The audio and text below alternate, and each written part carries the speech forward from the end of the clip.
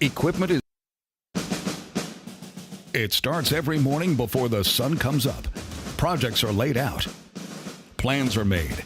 Equipment is fueled and loaded with inventory to handle all service requests. Orders are given to an army of skilled landscape maintenance professionals, certified arbor trimmers, irrigation technicians, and licensed pest management experts who fan out to communities and businesses all over South Florida. Experienced, on time, and dependable. Our staff is fully trained, licensed, and insured. Contact us by phone, email, social media, or through our website to answer all your landscape questions. We are Cutter's Edge, Total Landscape Solutions. After 40 years, the Big Cheese Miami is still producing great Italian food. They started in 1984. Since then, they've been winning awards while being voted the best inexpensive Italian restaurant in Miami. Visit them for great food, amazing service. Witness the decades of Cane's memories. The walls are like a Miami Hurricanes Hall of Fame. The Big Cheese delivers anything on its menu or party platter menu to your home, office, or even a park for a picnic. Located at 8080 Southwest 67th Avenue, Miami. Call 305-662-6855. TheBigCheeseMiami.com, where they serve large portions at family prices.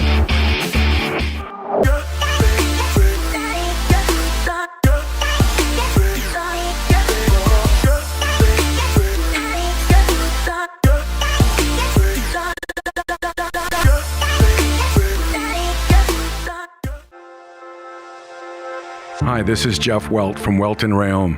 Dan and I have been in business together for over 22 years. We're not your typical lawyers. When Dan's not working in the office, he's flying his stunt plane. When I'm not in the office, I'm either getting tattooed, bowling, riding a motorcycle, or going to concerts. We might not be your typical attorneys, but we are aggressive attorneys, and we'll do whatever it takes to get you what you deserve. Consultations are always free. Call us anytime, 24/7. Welton Rayom can help.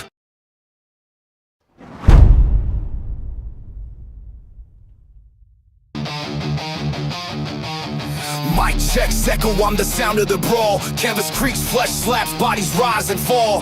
Steel cage dreams, no escape. All pain, blood stains mixed with the sweat and the chain. Adrenaline surging my veins, spit fire. Crowd chants feeding my soul's desire. Turnbuckles tremble when my wrath collides. Glory's the belt and I'm taking the pride. The squared circle where legends collide. No mercy, just a wild ride. Lights flash, fist clash, can't resist. Boom, the squared circle digest.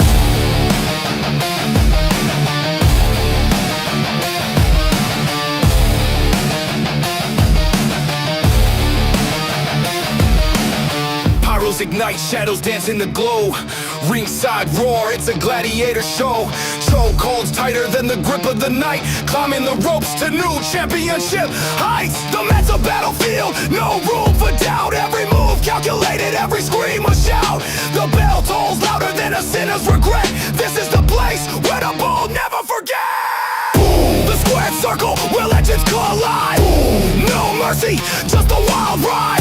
Lights flash, fist clash, can't resist. Boom, the squared circle digest. The squared circle where legends collide. No mercy, just a wild ride. Lights flash, fist clash, can't resist. Boom, the squared circle digest.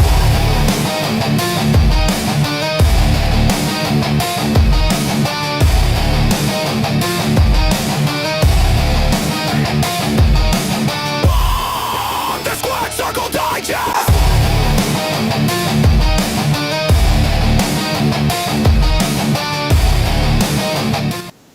And we are live. It is the Squared Circle Digest. I am Sean Stanley. That is the great Frankie Fresco right down there. Frankie, how are we doing today, sir? We're doing a lot better than last week. I can tell you that much. Frankie's been through it. Frankie has been through it. For you guys being transparent as possible, your boy Frankie Fresco unfortunately got into a car accident last week. And I had to look for a car. My car got totaled. So it's been a process, man. It's been busy. with work, looking for a car, the Cameo Mix show, the wrestling podcast, everything just piles up. DJ gigs, it's just a lot of work. So, but we got our car. We're good. Shout out to Acura of Pembroke Pines. I know they're a sponsor. Shout out to them. I was able to get an Acura MDX. So I'm happy about that. And I couldn't have done it without you and Big O. You guys mentioned it, and I went out there. So good stuff. Well, we thank you. We thank you because that's what keeps us going with the Big O Radio Show. Going out there and hitting the sponsors. I'm just glad you found something. Man. What's up with this? I saw it. You know where I took it from Finn's TV. I watch it on Tuesdays at 8 p.m. and I'm like, what is this thing he's got? And I know Sammy knows all the ins and outs of this thing that we call EV Mux. And I said, I got to go find this thing. And I found it, and I'm like, hey, here we go. Let's just put it up there and see what happens. I like it. And there it is. Finn Sammy, and also, absolutely right. Sammy is the one that does the intro as well. So thank you very much, as always. And he's already reposted the stream. I mean, what more can we ask for? And he actually gave me a shout out for being third on the Finn's TV Pick'em League. Man. Wow, good job, buddy. Kicking ass, man. That's good stuff. Look at that. Must not be picking the Dolphins, huh? You must not be picking the Dolphins. I did not pick the Dolphins to win against New England. Absolutely not. And I did. And spoiler, I'm not picking them to beat the Jets either. Hey, if it works, it keeps you up there in third place. You're not like me down there in 26th. There's only a few people keeping me from the basement. Yeah, Sarnia, I'm coming after that first spot. That's all I got. Yeah, buddy. That's what I'm talking about. Get some representation. I know. No Doubt is in as well. We got a packed program. Thank to Frankie Fresco coming up with the topics today because I ran out of time, and we're going to use his topics mostly here today. I'm going to throw in a couple things because there's an incident that happened last night on WWE NXT. Oh, I didn't watch Very it. prick amateur move to me by WWE. Okay. Very prick amateur move. That's all I'll say until we get further down into it. The first topic we're going to talk about is WrestleMania. In 2 years, not in 26, but in 27, it will be over in Saudi Arabia. Yes. There's been a lot of talk about should Tony Khan, or anybody for that matter, run something here. And they keep saying in competition to. But I'm wondering if they couldn't do like a WrestleFest type thing and do it in the afternoon or whatever time, depending on, I think they're in Saudi Arabia. I don't know what the time difference is. Is it a afternoon PLE? I have to check the time thing. Maybe it's a 2 o'clock or whatever. So maybe it would be a nighttime thing. But to me, I'm looking at it as giving the U.S. fans something. And also, again, a lot of the legend guys that, they count on this every year as kind of the WrestleCons and all that as a payday. And they're probably not going to be doing this in Saudi Arabia. At least maybe the WWE legend guys might be over there, but none of the other guys that, and gals also, I'm sorry, guys and gals that are affiliated with the WrestleCons and things like that. So, Frankie, you kind of posed the question, should TK do a WrestleMania type of event in the States to win over the fans since WWE is taking WrestleMania overseas? I don't know if he needs to do a WrestleMania style event. If I was him, I would ingrace myself to a lot of the indies and make it a little bit different than WrestleMania. Don't close it all off. Make it almost like the Forbidden Door type thing. And have, again, maybe you can't have the ones of the WWE ID programs or whatever you want to call them, but you could have a pretty damn decent card on a Friday, Saturday, and even do a Sunday afternoon card. You could go 3 nights with independent talent, AEW talent, CMLL talent, and those. So what do you think? Well, first and foremost, before we continue, I don't know why in the world your internet connection starts to suck when we do the show. It's like cursed. I think it's you, Frankie. Maybe my internet connection is too strong for you, sir. Maybe it's what it is. No, yeah, maybe it is. It's yours, man. It's probably yours. You got such better You're always better than me at everything. No, One day I'll absolutely catch up. not. Absolutely not. One But day I'll catch up. the reason I brought this topic up, guys, is Hold on a minute. Hey, get the hamsters running on the wheel. Okay, I got the hamsters going. We're good. okay, Should good. be pick up in a minute. The reason I brought this question up is because unfortunately last week we didn't we were not able to do a show, and this Yes. was actually one of the topics we were going to talk about, and it was because Busted Open had one of the Bubba Ray Dudley talk about Bubba Ray. Yep. Bubba Ray was talking about how Tony Khan should take advantage of this. The fact of the matter is WWE is going to be outside the United States. So what's a better way to gain more fans, not only by hosting an event here, but hosting their own WrestleMania? You know how they have their All In and it's huge and all that stuff? Do that. You know, that's their big pay-per-view. They're kind of like WrestleMania. Why not do it here in the States and actually do it around the exact same day as WWE WrestleMania to compete with them and actually give them an FU to them?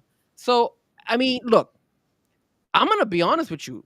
The idea that you just gave, I mean, that's why you're amazing, sir. That's why when you say, Frankie, you're better than me, absolutely not. That's a freaking amazing idea to bring in indie shows, make this even bigger, bring in the guys from CMML, whatever, in the Mexican league that they have. CMLL. CMLL. There you go. Yeah. CMLL. Bring those guys, do a big show to show the WWE world, hey man, even though WWE is not here, we're here and we're going to put a show for you guys and we're keeping it here in the States. And I will tell you something. I don't think it hurts them. I actually think it'll help them because at the end of the day, a lot of people won't watch AEW. A lot of people hate AEW. A lot of people find it boring. So why not? Why not do something like that? The only thing that I could see would be a hold up type thing would be, what if it fails? I mean, the viewership wise, it might take. What if you do this and you run it and it doesn't turn out the way you think it will? Because again, here's the other thing you got to think about too. And I guarantee you, TKO and WWE have probably already sent out things. You know, like, hey, if you do anything with anybody else, it could hinder your partnership with us. And then the promoters will just have to take a chance and figure out what they want to do. Because again, WWE can allow their legends to go to the conventions, or they can tell them they can't go. So you hurt a lot of the WrestleCons by, you hold them. You kind of have them grasped a little bit. So it would be interesting to see how, judging by what happened last night, I would say they're in a cutthroat industry now with the TKO. It's not mom and pop's WWE anymore. Well, here's the thing. We kind of established that because of all the new changes that they've done, and also the fact that TKO only thinks about money. So, number one, you're right. It could rub the wrong feathers when it comes to some of their talent, some of the guys that are associated with WWE, and it also could rub off TKO the wrong way too, because then that means TKO could go ahead and be like, okay, AEW, you're gonna do this to us. All right, fine, screw it. We're gonna screw you right back over. We're gonna start throwing more shows and actually move some of the stuff maybe on a Wednesday night just to compete with your Dynamite until we bury you and actually get rid of you. Because if you've seen TKO, they've done that in the what was the UFC and all that stuff. They've done that with Bellator, and they've done that with the other couple organizations out there where they've actually buried them so much that they actually bought them out. So, or they're taking bought them out and took their talent. Yeah, they took their talent and everything. Yeah. So, what up, Adrian? I just noticed you on the chat board as well. So do I feel that this can backfire on AEW? It can, but remember what we've spoken about a couple of times before on the show. You've mentioned that Tony Khan looks at this as kind of like a recreational thing for him to do. He doesn't take it as something that it's very, like, he doesn't depend on it. He has a lot of money. So if he doesn't depend on it, I don't see why not do it, whether it backfires or not. I think they're still going to get the the seats sold to the event. Now, you just got to be smart. I mean, they did the one in Texas and it went really well for them. So I don't see why they wouldn't be able to do something similar to that. in a pretty decent, location, and then work with the crowd and see if you really can win over some of those fans over there, because I think a lot of people were pissed and are still upset at the fact that Oh yeah, WrestleMania was taken out of the it, state and moved it over there. should not. They get the crown jewels, keep them at the crown jewels, make the crown jewel a WWE style, WrestleMania style event if you want. But to take WrestleMania and move it over there, and then, I mean, you've already seen the prices for Vegas. We don't need to get into pricing shit anymore. I mean, that's just absurd. I wonder how And much now they you go want to there. you want to go to Saudi Arabia now. You got to fly. You got to get hotels over there. You know that's going to get marked up because they're going to want to make some of their money back. But here's one thing I was thinking as you were speaking just there. Would WWE counter AEW by running another show in the States to counter their programming? Meaning, everybody probably won't go to Saudi for the WrestleMania. Whoever they leave behind, would they run a show just to go against Yeah, but the with whatever talent. talent's not on the WrestleMania? Yeah, but the talent is not there. The talent won't be there, man. It'll probably be like an NXT show, because at the end of the day, you still got WrestleMania. Everybody want to see the big dogs at WrestleMania, both the male and the female. And they're also going to go ahead, and it's a 2-night event. So they need a lot of talent at WrestleMania. So if they were to do something like that, it would definitely be like an NXT show is what they would do. I'm just very interested to see how they're going to run the Hall of Fame, the Wrestle Fan Zone. I mean, I know Saudi's got their own little WWE like memorabilia or whatever it's called, fan experience over there already. But I'm wondering, like, how much of the stuff that they do here in the States is going to go over there to, because again, there's been times where, not here recently since TKO took over, but they used to have matches at the fan experience for the NXT talent or some of the other talent. They would have matches at the fan experience. Fan experience was also a lot of, meet and greets and things like that. Will you have that still over there? I'm wondering how much of the logistically can they do? I mean, are you going to do the Hall of Fame over there? Are you going to do, I guess you're going to have to do SmackDown because the talent's probably going to be there. You're probably going to have to do Raw over there because, thinking of it, they're probably going to have to take a lot of the talent with them because they need to have the talent for SmackDown matches and Raw matches and not use the WrestleMania talent just in case something does happen.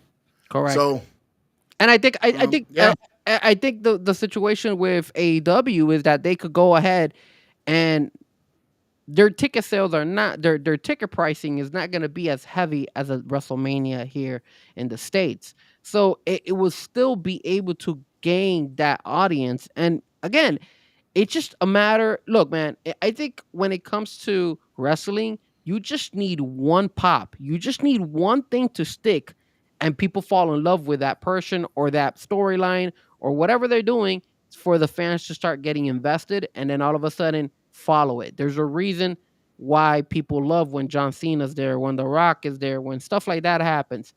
I'm pretty sure if AEW is able to do something like that, when CM Punk went to AEW, that was a huge, huge audience that started tuning into that.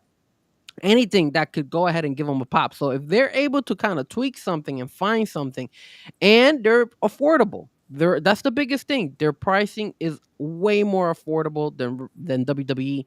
TKO is definitely killing the fan base by overpricing everything. I mean, they're not looking at this in the wrestling aspect. They're looking at this on the financial aspect. Hey, we got to make our money because we paid a lot of money for them to be in, for us to buy them. So it's just a matter of time. But I don't think it's a bad idea. I think if you do that, and I like the idea that you said, including some of these indie shows, make it a big thing. you got to. Make it something cool, man. You got to reach out and get get people involved. Where do different events throughout the day, just like they do at WrestleMania. I mean, I know a lot of them aren't necessarily affiliated with WWE, but they use that time to run shows. Game Changer Wrestling (GCW) usually runs a Friday, Saturday, Sunday show. So you have a lot. MLW I know has run shows there. You have a lot of independent federations that usually run at different venues throughout wherever they are running WrestleMania from, and I doubt they're going to take all the way to Saudi but I wouldn't put it back to WWE to be like, hey, we got room on the boat, we're room on the plane or whatever, however they're getting the stuff over there. You guys want to send some stuff over there, we'll find you a place to do it. Just to stick it to somebody. Facts. It sucks, but You know it's what I'm saying? I mean, yeah. it just at this point, man. And here's the thing I want to get out real quick because last night on WWE NXT, they disbanded the Fatal Influence. And they beat down, I think it's Jasmine Duke or it was one of them. Because she's leaving. It came out today that she's not taking the contract because financially it's not a good deal, which that's what happens in NXT all the time. They'll give them a 3-year deal and it'll be for peanuts or maybe whatever, but not that they can live on. Because again, remember, a lot of these men and women are displaced from wherever they're from. In NXT, very few of them get to fly home and back. Usually they're stationed in Orlando. Now they've relaxed on that a little bit, so some of them are going back and forth. But because she didn't want to take less money and she turned down the contract, and then, because it didn't make sense to me last night where she gets attacked in the back all of a sudden out of nowhere. She's laying on the ground. There's a cooler by her.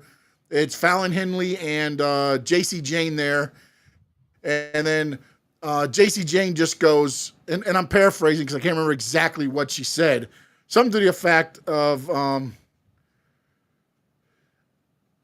it was time for us to break away from her anyways. We didn't need her.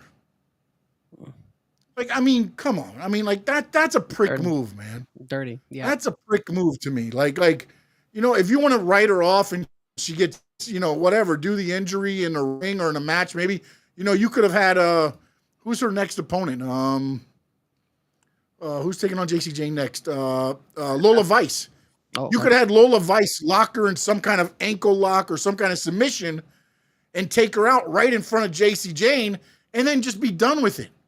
Let her go off and go on. That just to me was a prick move to be like, okay, you don't want to take the little bit of money we're going to give you? Okay, then fine. And a lot of people don't know, but she played women's soccer overseas. So it's not like she probably can go back and do some other stuff. It's not like she has to just wrestle. To me, it's just a BS move, man. Let me ask you. Straight bullshit move. Let me ask you something, because they had to have run this with her, right? Like they must have ran this through her, right? But what are you going to say? No, I'm not going to do it. Okay. Why not? You're leaving anyways. Yeah, but I mean, maybe they just told her, hey, we're going to attack you and leave you laying. Maybe she didn't know they were going to say the line. That could or maybe they improvised the line. I don't know. I'm just saying the fact that, and again, maybe the line wasn't supposed to be there and JC Jane took it upon herself and made a thing. That's probably the statement that will come out if this gets any bigger, which I doubt it will. But if it does, it'll probably be, well, it was a moment where, JC Jane thought it was a good time to take liberties with improvising and said that statement. We don't believe it. We don't agree with it or whatever. Some silly stuff. But to me, man, so again, it's NXT. Would anybody have mattered? I mean, I've seen people disappear and nobody knows where the hell they went. Yeah, sure. And now you're like, now we need to do, we got to take people out. Like, oh, come on, man. Come on. I mean, the nature of TKO, man, they don't give a damn. No mercy, my friend. No mercy. No. You're not with us. It really is. Against us. Dude, you got your president or CEO of TKO going on a thing. It was like, well, Vince was too cheap because he was trying to keep the families in it. Yeah, man. Bro, I got news for you, man. And again, this is very far off. No time soon. But think about this. If I can't take my family to WWE, but I can take my family to AEW, a lot of the younger audience is going to grow up knowing AEW. And again, you can watch WWE on TV. But a lot of times when you go to the live shows, you start making a better connection with the program. And I'm wondering, down the line, if WWE keeps these price barrage of, great, you're going to have your rich audience like UFC does.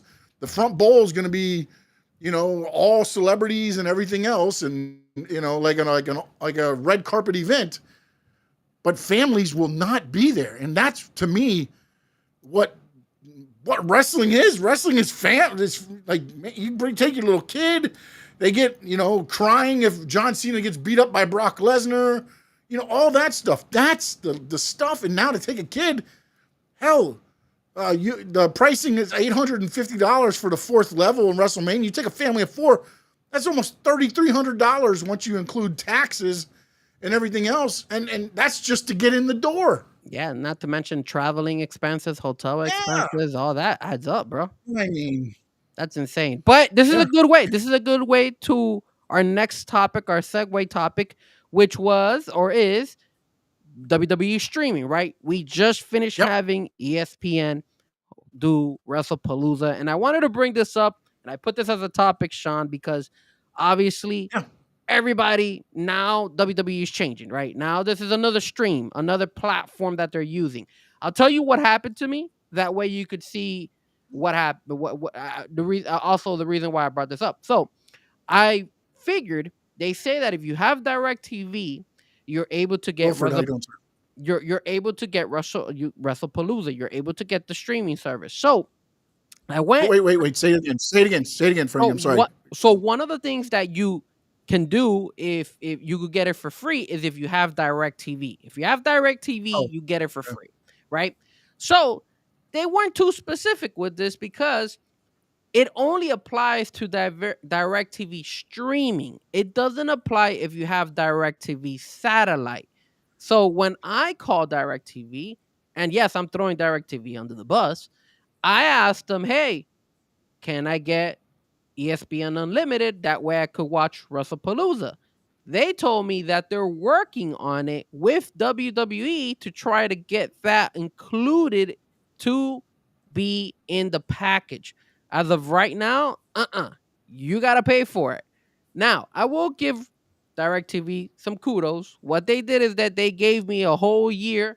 They reduced my payment by like $50. So by them reducing my payment, I was able to go ahead and just order the platform. And now I have, obviously, ESPN Unlimited. I'm paying it through them. But I also noticed that when you paid ESPN Unlimited, it said for the whole year, $29.99. After the year, it increases to, I believe it's $34.99. So they're slightly moving up after 1 year. Now, I don't know if you noticed that, Sean. Obviously, I think you have it already. I think you're already included in your package because I think you have the Hulu and all that stuff. So when I saw that, I said to myself, what is going on with WWE? Like, dude, this is changing the WWE's business model. This is changing everything that we know about wrestling. The fact that you just mentioned that you have fans that want to watch the programming. You as a kid, me as a kid, my dad, when I was he would go ahead and tune in and be like, Frankie, let's watch wrestling together and all that stuff. Now, in order for you to be able to even watch wrestling, you have to pay multiple platforms just to watch this. If not, you're not going to be able to get it at all. So I'm going to you, Sean. Where do you see WWE going with this? Up to what extreme are they going to go to this? And how do you think it's going to affect us in the long run as fans? Because now it's starting to be a concern for us, the old school fan, and for any future wrestling fans. Oh, I'll start it with this. Get Hulu Live with the ESPN Disney bundle. Well, you saw that they're going to increase it. All I did on my menu, boop, it was right there. I hit go to it, boom, live. Okay. Yeah, they're increasing it $5. They're increasing it $5. $5 every single time, bro. Every year. There's been a 25% increase since I've gotten it. So it is what it is. I don't pay for anything else though. So like, I got Peacock for $4.99. I got that free through Xfinity Cable actually. So my Peacock, that part of it's free there. I've got the bundle with Hulu Live, so like I'm able to the only one I really don't have is HBO Max, but I have other ways of watching AEW pay-per-views. So I don't necessarily, and same thing with WWE if worse came to worse. No, I don't think it changes anything because it's almost the same as what it was with Peacock. The problem is this. Everybody knows with Peacock it was $4.99, $7.99, $12.99, depending on what package you wanted.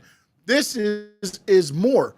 But also included in this package, you get college football, you get NHL, you get, I believe, La Liga, you get a lot of other sports involved in this. It's not like, you're getting this just for WWE. If you are, you might want to rethink it. But most people are going to have it because you get everything else that's coming with it, if it's not included in your cable. So I don't really know that there's a big change in it, to be honest.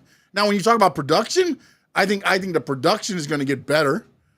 I mean, hell, they were advertised the whole week. They had on SportsCenter, it was Cody Rhodes one day, it was Paul Heyman one day, Seth Rollins a day, Triple H was on Get Up, Pat McAfee was talking the whole time about it there. College Game Day, on their selections, one of the selections was Cena or Lesnar when they're picking games. Like, I mean, it's going to be a big thing with them as far as with ESPN making the production, and then also as it grows and they can see what else they can do. I think you're going to see a lot more. Now, let me ask you something, because you did mention production, and obviously you saw that they changed the intro and all that stuff. So Yeah. they're making it bigger for when you have, like, obviously these new beginnings, right? With these new platforms that they're using. Yeah. Mm-hmm. But now let me ask you this. How far and how extreme they're going to go with this? Because we're seeing WrestleMania going over to overseas. It's a matter of time. Royal Rumble's going overseas, I believe, as well, if I'm not mistaken. Yeah, from Saudi. So place. we're seeing a lot of these going overseas. Mm-hmm. Is that a The trend? next pay-per-view's overseas, Perth. Correct. They're in Australia for Crown Jewel. So do you see yourself in this situation where at one point in time, it might even happen that there might be a 50-50 split when it comes to possible pay-per-views in the long run? I'm not saying right now, but maybe in the future, you might see 50-50 shows. 50% of the shows I being think you're in going the to States, and I think you're going to get 30% in the States. I think you're going to get 30% in the States, 60% outside the States. Why? Because they'll pay more money outside the States. So the only way they're going to get it is if somebody starts bukuing up some money, because out overseas is going to be able to dictate a lot more money, and nothing that is happening in WWE says we're doing it for the fans. Everything is about the dollar bill, or lots of dollar bills. And if you look at, I would say 30% of it goes overseas, and you'll get the Raws and the SmackDowns here to build up, and we'll be watching it on ESPN. Now, I will say this: there is also like, I was comparing it to football, because look at football. Football has grown to the point where now you're seeing a lot of teams now playing in Europe. They've been playing in Germany. They're playing this year for Spain, for the Dolphins and all that stuff. So that's why you're going to see that more and more go off.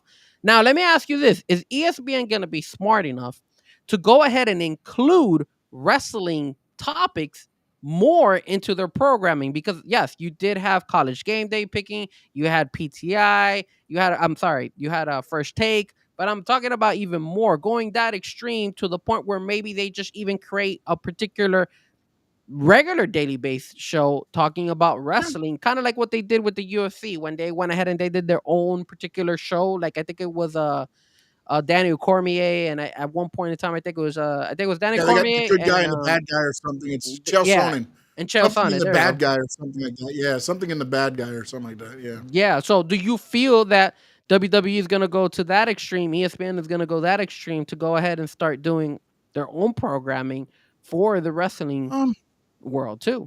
Our competition. It would competition to us. Competition to the Rainy Day podcast too. What are you talking about? I'm going against Raw on Talking Racing Now. They lowered it to 7 o'clock. At the same time, they counter-programmed Talking Racing Now on me. I mean, what are we doing here? They want to get rid of WWE. They want to get rid of little guys, man. Terrible. Jesus. But no, man. I mean, the question too is, man. Now I lost my train of thought. Or what was that they're gonna go to that extreme. The show. Yeah. I think you could see maybe but see, the thing is, like, Sunday morning is all NFL. Saturday morning is all college. Could you do maybe a 7, 8 o'clock in the morning show leading into College Game Day?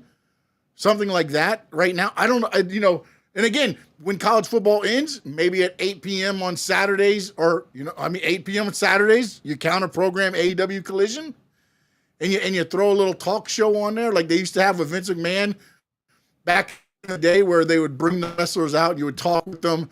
They'd go to like recorded matches that happened at Madison Square Garden. Then they would come back in and talk a little bit more. I could see that. It was kind of a variety show for wrestlers. They had the thing with Iron Sheik, and he was doing the clubs and kind of like just getting to know more. But again, it's not as cartoonishy as it was then. But again, they got so much podcasting going on now and everything else that I don't know what else you could include this, man. I mean, I'm starting to think that they might even come up with. I don't know where else. I'm thinking that they might even go to the extreme of having fantasy wrestling out there, bro, where they invent a league. That way you could do some fantasy wrestling. Yeah, you have a stable of wrestlers and you win if they win or whatever.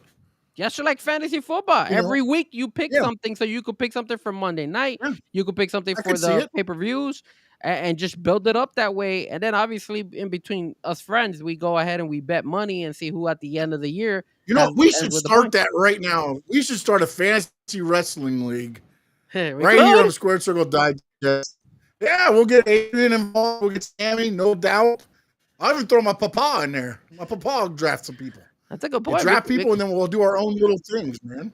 Maybe that's not a bad idea. Maybe I'm throwing out nuggets out there for you guys, for us. Maybe. And then if you win a pay-per-view match, it's double the points.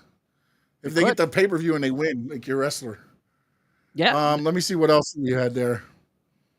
They were you brought up like First Take and everything, and Stephen A had a lot of wrestling. I mean, that whole week leading up was a lot of wrestling, by the way. It did. Terrible top 5, but damn.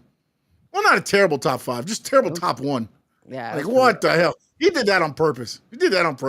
You think so? He did that shit on purpose. Had to, man. There's no way you put Goldberg number 1. Whoa, sir. What?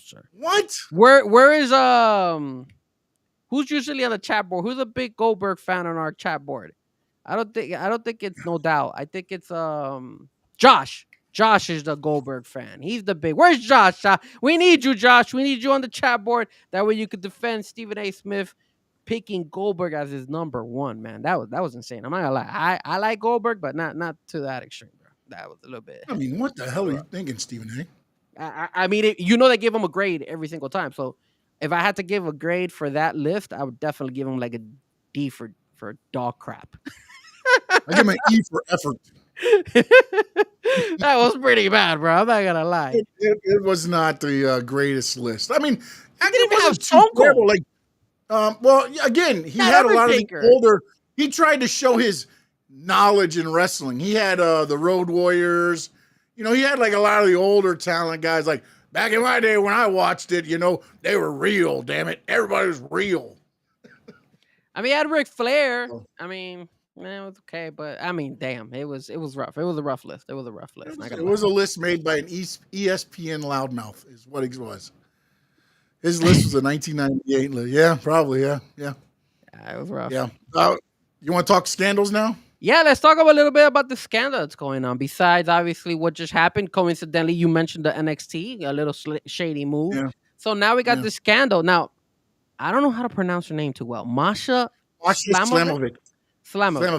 So apparently, she's getting a lot of heat because she got on social media with her ex, and there's allegations that she kicked his ass. And there's more allegations. There's videos and I didn't see any videos.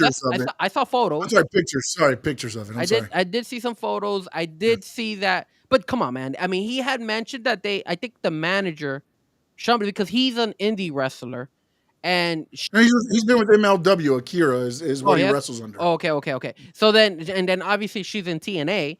So she, because of this whole allegation of her domestic abuse and all this stuff, all of a sudden now she's losing a lot of stuff going on. She's been removed from 2 events already. Yeah, she was supposed to be at NXT. Supposedly she was going to be in NXT, and they dropped her. And I think they removed her from an indie show as well that she was supposed to make a guest appearance. And I don't know how Extreme TNA is gonna go ahead and probably punish her for this. But your take on this whole situation with the scandal and how you think she might be able to correct this in order for her to possibly save her career? Yeah, I don't know. I mean, I don't think it's gonna like end her career, but it's gonna take a little while to rebuild it. Again, this is from an incident that actually happened in January. I'm guessing the breakup was like in January. He was trying to keep it quiet, and one of his friends is the one that released all the allegation. But then he came out and he ended up, once it all came out, he came out and gave his side of everything as well. And again, it's never right whether it's the man beating the woman or the woman beating the man. None of that shit goes to me, man. It just if you can't get along, then just go away. Go away, man. You should never get to that point. If you can't stand them enough to where you can't be around them without putting your hands on them in that fashion, like, come on. I mean, that's it is, it's going to take some time for her to build back up. And again, she was one of the top names in TNA in the women's division. She was vying for the championship and everything else. And in this day and age, I said it probably wouldn't hurt her career, but I don't know anymore. Honestly don't. Is there any way she'll be able to twist it around in order, maybe a story? How do you twist around that? You seen the text? She said, "Yeah, I punched you. I beat you up." She did. What do you want me that, to do? yeah. I mean, you should have stopped. I mean, at this point in time, guys, and Sean, anything can be a story. So I'm not saying that this is a good way for them to do a story. Obviously, this is a big instance, kind of like the Vince and Brock Lesnar. They kind of left that on the side, and Brock just came back. But again, knowing TNA, knowing some of these wrestlers, they might go and go to the stream and be like, "Hey, man, let's mess with this now," because you have a lot of people talking about it. Yeah, but as long as both of them are okay with it, I don't think that's going to work, man. Because at this point, look, here's the thing I have with that. When I'll go back to the whole Edge, Matt Hardy, Lita thing, that happened in real time. It wasn't 6 months later this comes out. You know what I'm saying? Like, they were on it because it was out, like, even at a time when there really wasn't a lot of technically social media like we have now. Once it got out, WWE and everybody got in front of it enough to where it was like, hey, can we make money off this? Yeah. Can you guys be professional enough to make money off this? Yes. This to me now, like, and again, I don't want to look at it from this way because, Masha's in the wrong here. If with at least Masha's in the wrong from everything I've seen so far that's been put out. Okay. Now, to me, if I'm Masha at this point, you're trying to hurt me. This is a personal attack at me. You could have put it out 6 months ago when it happened, and you didn't. You waited now, and 6 months ago, Masha wasn't what Masha is today. That's a good point, yeah. She's grown. She had a run as the champion and everything else, and now this comes out. And again, not making it right. I'm just saying the timing of it all, there's no way to me. I would not sit there if I was on either side of it and want it to be an angle because there's no way. That there's hate there. There's hate. There's hostility. There's hate.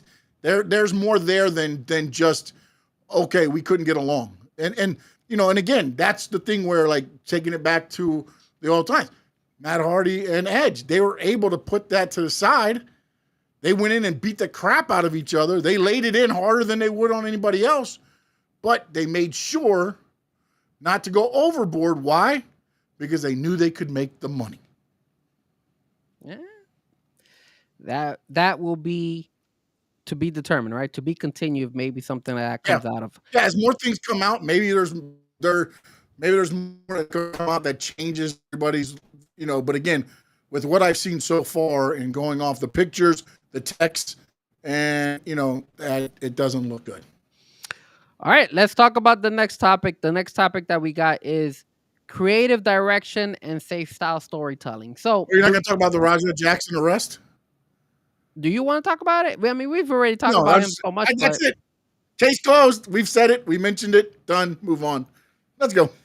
All right. Let's go to creative direction and safe storytelling. And the reason I bring this up is because I unfortunately was not able to go ahead and be able to. I was not on the Rainy Day podcast for the pre or post show of WrestlePalooza, Yeah. but I did listen to you guys. And the first thing that you guys, no doubt, Roger got arrested. Yes, he did. He did get arrested. Yes, finally. But now here's my issue. You guys saw WrestlePalooza. A lot of you guys were saying, "Hey, this WrestlePalooza was like a souped up Monday Night Raw." It was like there you go. Shout out to the Rainy Day podcast shirt and the crew over there. So here's my issue. Here's my thing.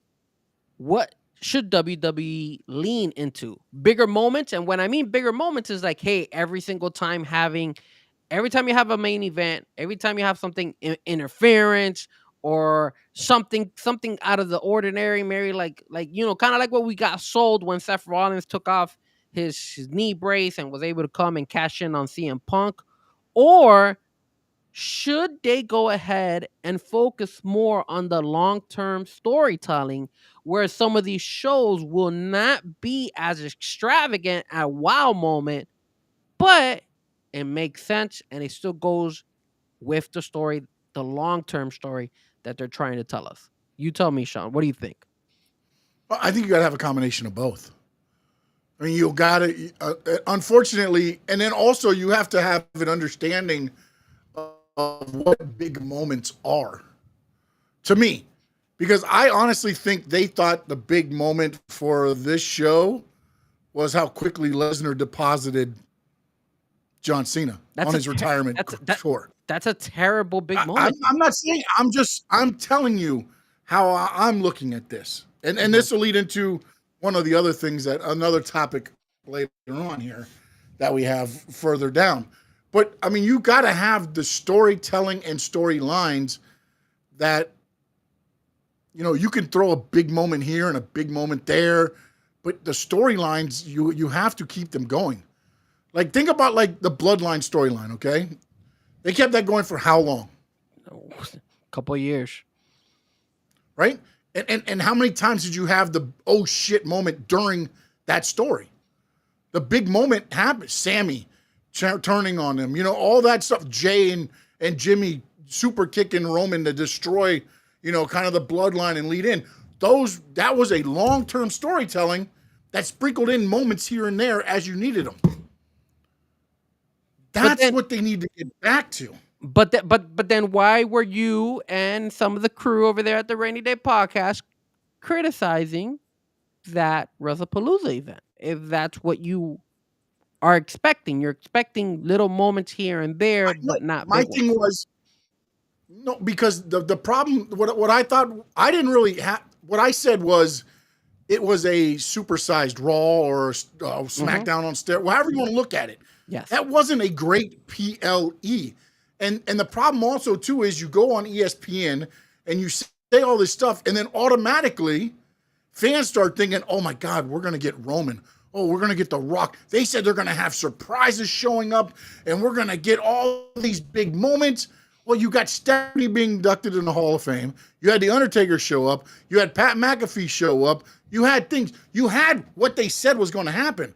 The problem is when you tell fans, us fanatical fans here, that they're going to be surprises, it automatically jumps to, oh my God, Jey Uso and Jimmy Uso's on the card.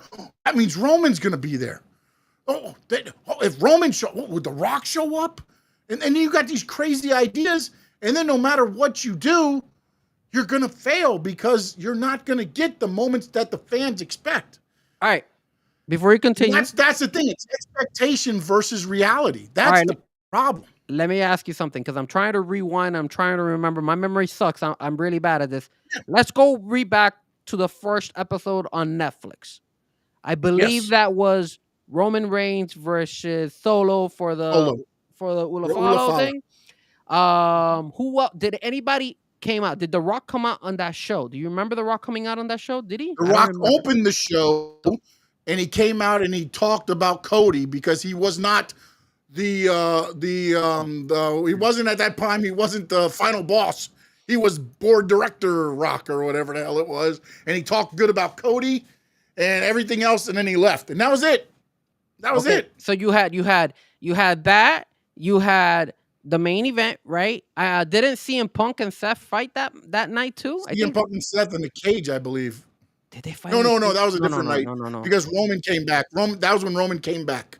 Yeah. That was when Roman came back. I believe it was just a regular match that time, maybe. They had was that the first time they were kind of showing us the drone flying all around and With all the stuff. Jey Uso intro. Yeah, that was kind of cool that they had that. They introduced that to us.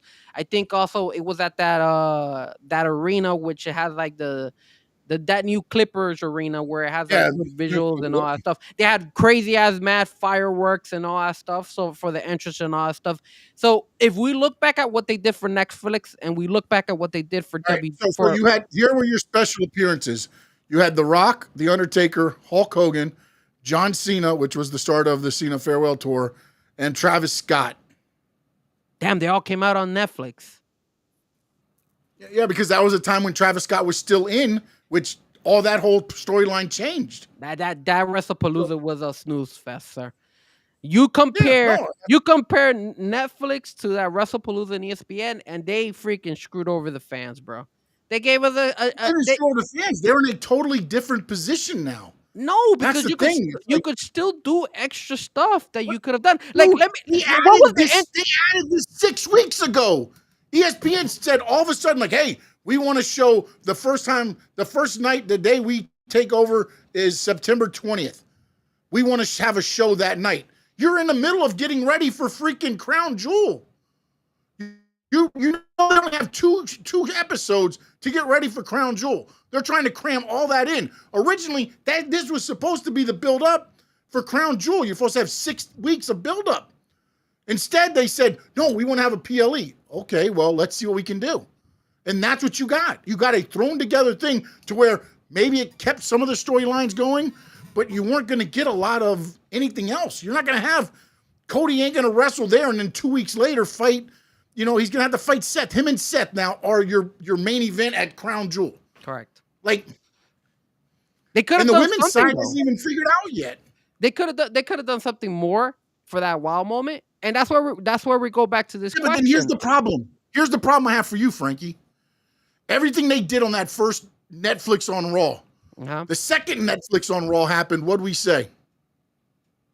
Oh, WWE screwed us. It was nothing like that first one. No. It was nothing like that first one. No. Because we already had the impression that this was gonna eventually be the big enchilada for the first episode, and then after that, we knew it was gonna go down. Kind of like ESPN. We knew that the first event was probably gonna be high end, amazing, and all that stuff, and then the other ones probably weren't gonna live to the same expectation.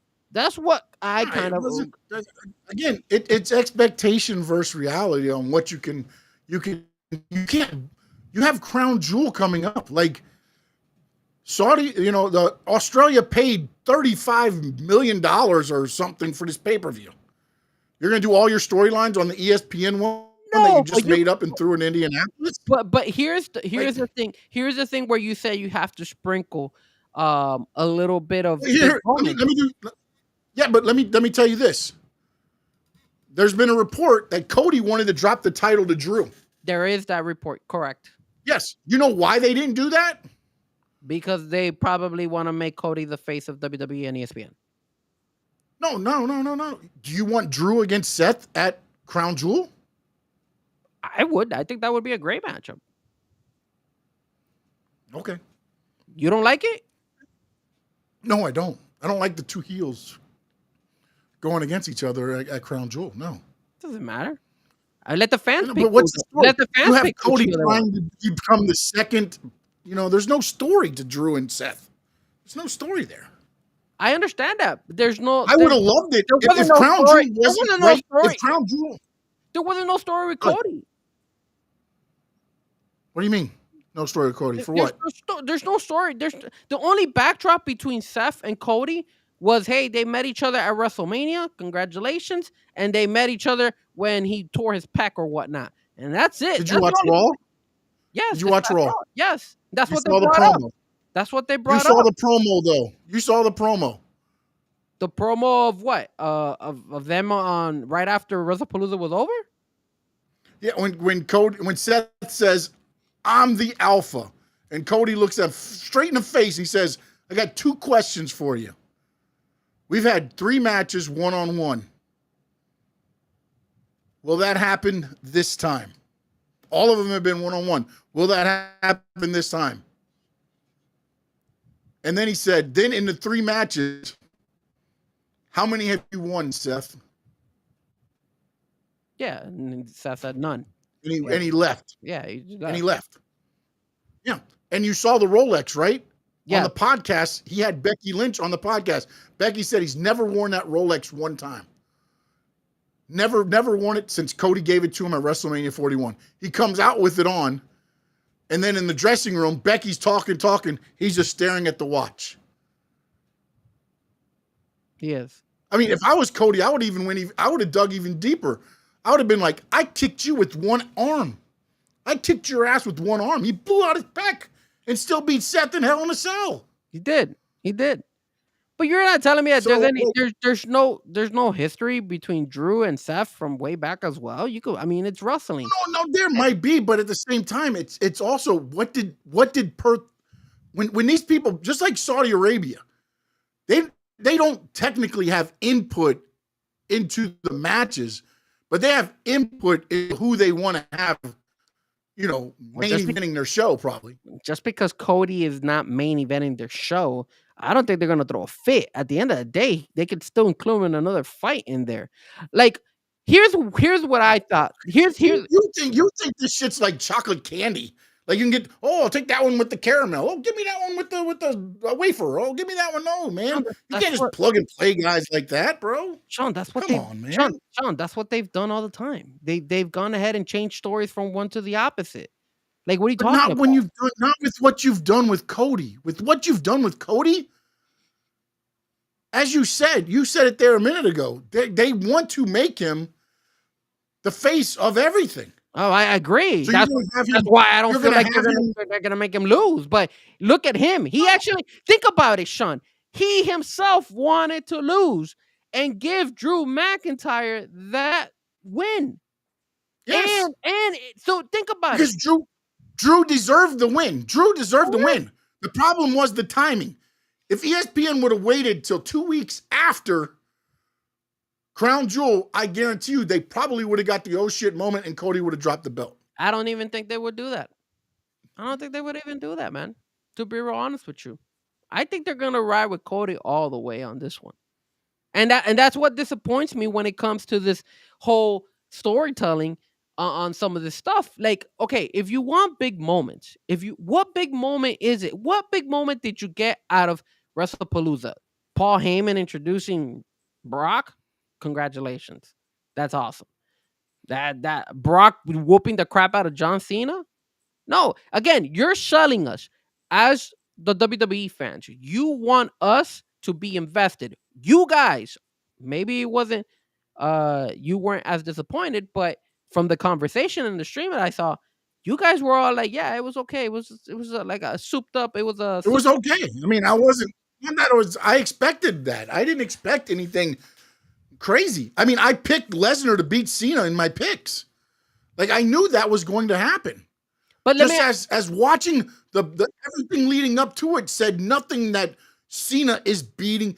When somebody was like, "Oh, how's it gonna go against John Cena?" I'm gonna try. What? Yeah, when he said that, yeah. That's what Cena said. I was like, "Oh, okay, all right, yeah. Let me send in my vote. Lesnar winning this one." I mean, the reason I say that you could have a oh shit moment is because there's so much more storytelling that you could come out, especially if you're like you just said a couple minutes ago that Triple H was selling it, saying, "Hey, there was big things going on." What is it that maybe perhaps we could have had Randy come out there and done an RKO on Cody, even though Cody has won? He still does an RKO. He finally betrays Cody Rhodes. You could have done a shit moment like that. Or he could have gone ahead and done an RKO on John Cena after thinking that he was going to help him because of the long history that they have together, which kind of will lean on to our next topic. But you could have done so many things. Like there's so many things. Rhea Ripley, where was she? Why couldn't she just come out and probably hit the crap out of Stephanie Valkyrie? You don't need a big like crazy thing to make an oh shit moment. You don't. All you have to do, like you would have been able to go ahead and have, I don't know, Asuka attack Stephanie from behind, and then all of a sudden you have Rhea Ripley come out and accidentally hit Stephanie Valkyrie, and now you're bringing some heat in there, and then you could kind of fix it on Monday, and you don't have to turn away and change the belt on her or anything like that. You could still preach and give her all the kudos that she definitely deserved.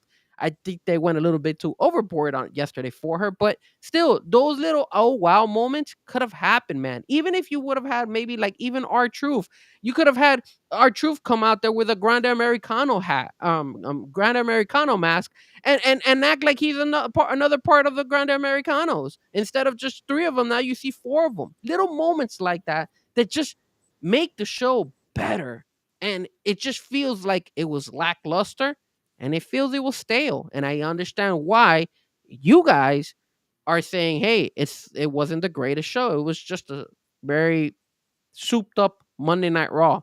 And the problem is, do we want big moments or do we just want storytelling? Because if we just want storytelling, you know what? Also, Don't criticize what Steven, happened at WrestleMania. This is where what's funny to me is we sit here and we say we want big moments. We want big moments, right? But I can tell you right now, there was no big moments on the other side either. But it was a good show. It was a great show with AEW. But there's no big oh shit moment. I mean, Beth Phoenix coming out, or I'm sorry, Beth Copeland. You know what I'm saying? Like, and Jungle Boy. I'm sorry, Jungle Boy's back. Jungle Boy and Luchasaurus. Close your ears. Spoiler. It might happen tonight. We might get Luchasaurus. The Jurassic Express is back. You know what I mean? But like, again, those were good moments, but there's no, like, what are you going to do and why are you going to do it? To me, it was not a great PLE, and there wasn't a super PLE, but it got the job done for what they needed to do. Now build up from there. I don't know, man. It's a PLE. Maybe if it was a regular Monday Night Raw, then I could understand, but it's a PLE. Yeah. They sold it as a PLE. Saturday Night Main Event is technically a PLE, but you don't get shit on that either. I mean, no. Saturday Night Main Event, they haven't been selling us like it's a PLE. They've been selling it more like, hey, it's like a souped up Monday Night Raw or a souped up SmackDown. That's what they kind of sell it. They've never gone ahead and be like, maybe just maybe first one. What did they sell on this one? Let me ask you something. They said it's our first ever episode on PLE on ESPN. There's going to be big moments. There's going to be surprises. They didn't say they're going to be, oh my God, we're bringing in The Rock is coming back. We don't need The Rock. What? Travis Scott is going to be with them. We don't need Travis Scott. Oh my goodness, we're going to get all this. I'm not saying that, but what else would there have been? I gave you different scenarios. But here's the one thing that I'm getting tired of in WWE too, and it's come out on a couple of different things. Like, every show doesn't have to end with an attack. Okay. Or a surprise. Or like because then now, guess what? That's become the expectation, not reality. Correct. Right? That's what they've been doing. So they've been telling us again. But now they start settling it down, and now it's like, oh my goodness, it's not good enough.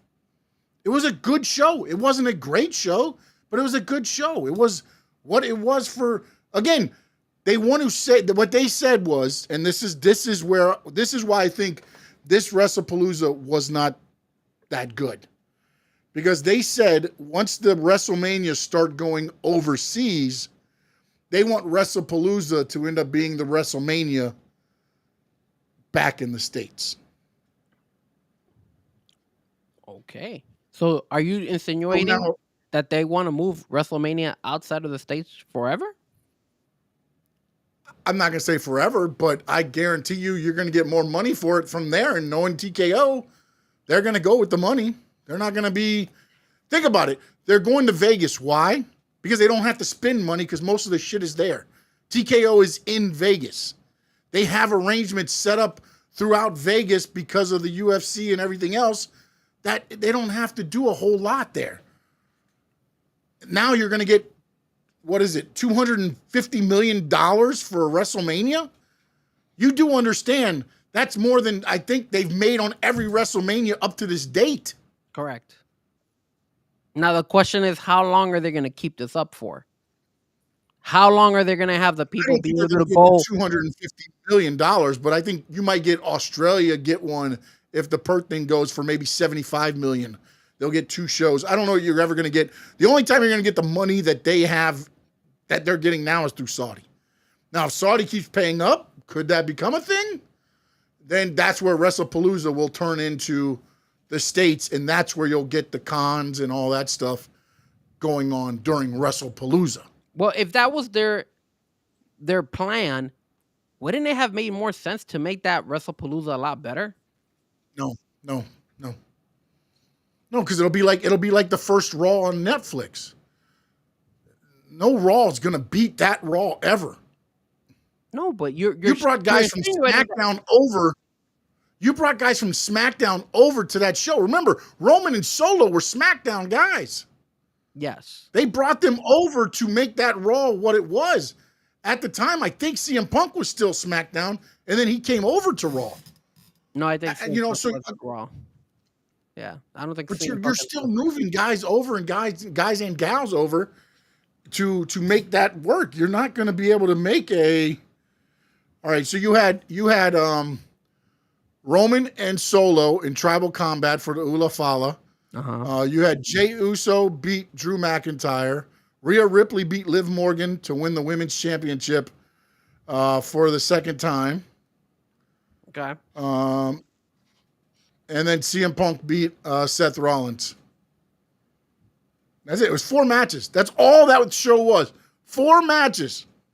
And it was better than WrestlePalooza. Yeah, because again, and it wasn't a PLE. It was a Monday Night Raw. Yes, but it doesn't matter when you bring in Roman, The Rock. I mean, at the time, Hulk Hogan, R.I.P., Travis Scott. Like, you had all the mainstream people. The Undertaker came out. You know, like, when you have those mainstream people, you're gonna get that pop for the mainstream. That's what you're gonna get. Well, so okay, but you're making it seem like you always need to bring The Rock. You always need to bring Travis Scott. You always need to bring whoever it is in order for it to get a pop. You could use your own wrestlers to make a pop. The only one that gets that pop right now is Cody and Seth and CM Punk. Like, that's it. Man. Who else you gonna do? You could have brought in Randy Orton. You could have gone ahead and brought in Joe Hendry. But they haven't built it. They let him go for a while, and then they bring him back. He'll pop up, and then it'll go crazy again. But okay, so even Randy Orton. Give me a young guy right now. And this goes to where I talk about AEW and everything else too. Who are you invested as a young guy? In WWE? Yeah. Dominic Mysterio. I already know what you're going to say, but yeah, that's what I know you're saying, Dom. Yeah. After that, who do you got? I could go ahead and say that Grand Americano. Luther Kaiser is young. He's not old, is he? 30s. 30-ish. Braun Breaker, thank you, no doubt. Braun Breaker is a young cat. He's out there. And what? They're trying to establish them now, right? They hadn't had them established. Not to where they could get that pop that they get there. The Brauns were not, like, Braun Breaker was great to have on a PLE. Bronson Reed, did you care about up until he joined the Vision? Honestly, if it was Bronson Reed on a pay-per-view, I love Bronson Reed. But he's not turning heads for me. They've been trying to sell him. Well, look at Jey Uso. That's another one that they've been trying to sell to us. I think there's more. I think there's more going to be going to that. I love the interaction between him and Cody on Raw, with him staring at the belt the whole time Cody's talking to him, and he's just. See those little nuggets like that.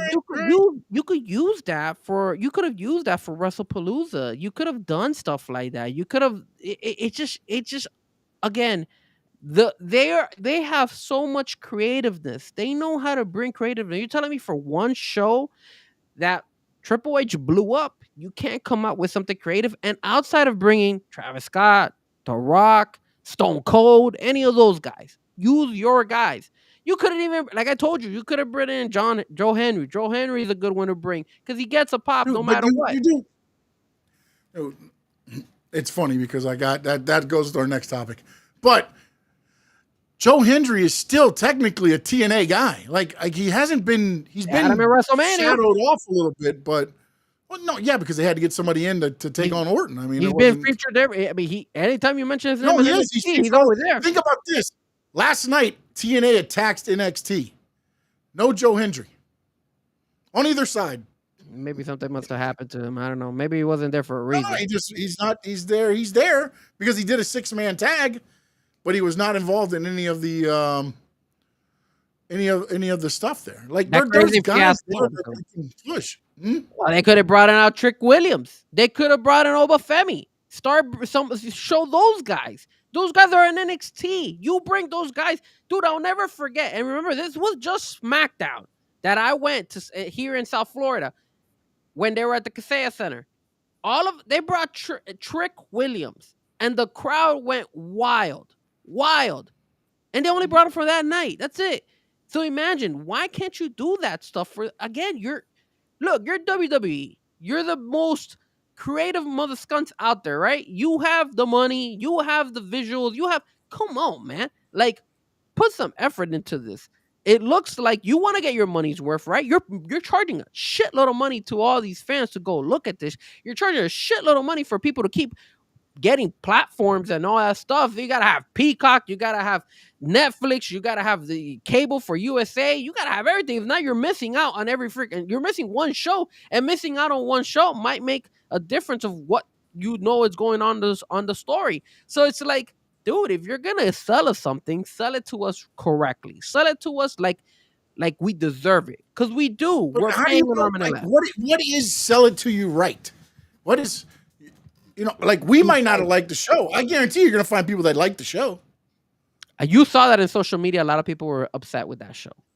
Oh, yeah, no. Even ESPN gave it a C. ESPN, when they analyzed it, they gave it a C.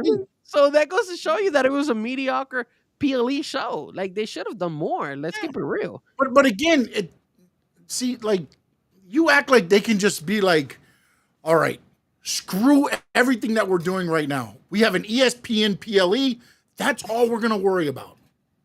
Doesn't work that way, bro. No, but but here's the thing. I'm not saying to screw everything just because you have the PLE, but you can start bringing oh shit moments, oh wow moments, and you don't have to screw the storytelling that is going on out there. We bring Obafemi in. What? Yeah. And he walks in, and then all of a sudden, Brock Lesnar's walking out. Okay, and then what? You tease that to the fans, and all of a sudden, the fans are going to be like, what the hell? And then what is Obafemi going to go? Obafemi's going to do his little walk to the ring so he can carry John Cena back like a baby? We don't know. Like, it makes no sense for Obafemi to be there. We don't know. That's a nugget. What's he going to do? Go get popcorn? He's going to go join the... Maybe it doesn't lead up to anything. But again, it's just little simple things that could go ahead and create. You'll be like, damn. All right, Mr. AEW. I'm telling you. Mr. AEW, there he is. And I'm not saying there's the AEW. No, because you want to know just something. Just throw Obafemi out there. Have Trick Williams go out there. Anybody they clap for, send them. Go. I'm not saying. Look at all these old shit moments. I'm not saying. I'm not saying to do the old shit moments on a Monday night or on a SmackDown. But if it's a PLE, why not? Right? I mean, it's a PLE. It stands out. Because you still have to make sense, and you still have a show Monday. Come on. Come on. You're making it seem like you're making it seem because if Obafemi makes a guest appearance to freaking on a PLE, that the whole show, the whole stories are fucked up. They're done. Damn it. I didn't want to curse. They're screwed. I just gave you an example of when Trick Williams was at SmackDown for that one night, and then we haven't seen them ever since again in SmackDown or any of that stuff. That goes to show you that they could do it. Did it hurt that SmackDown show? No, it didn't. Did it hurt any of the other wrestlers? No, it didn't. Did it hurt Trick Williams? No, it actually gained more popularity. Some people, I'm pretty sure. Did they do that on a PLE? Did they do that on a PLE? It should, is what I'm trying to tell you. I rest my case. Did they do it on a PLE? Did it happen on a PLE? Did Trick Williams show up on the PLE? It should. They should. Did they?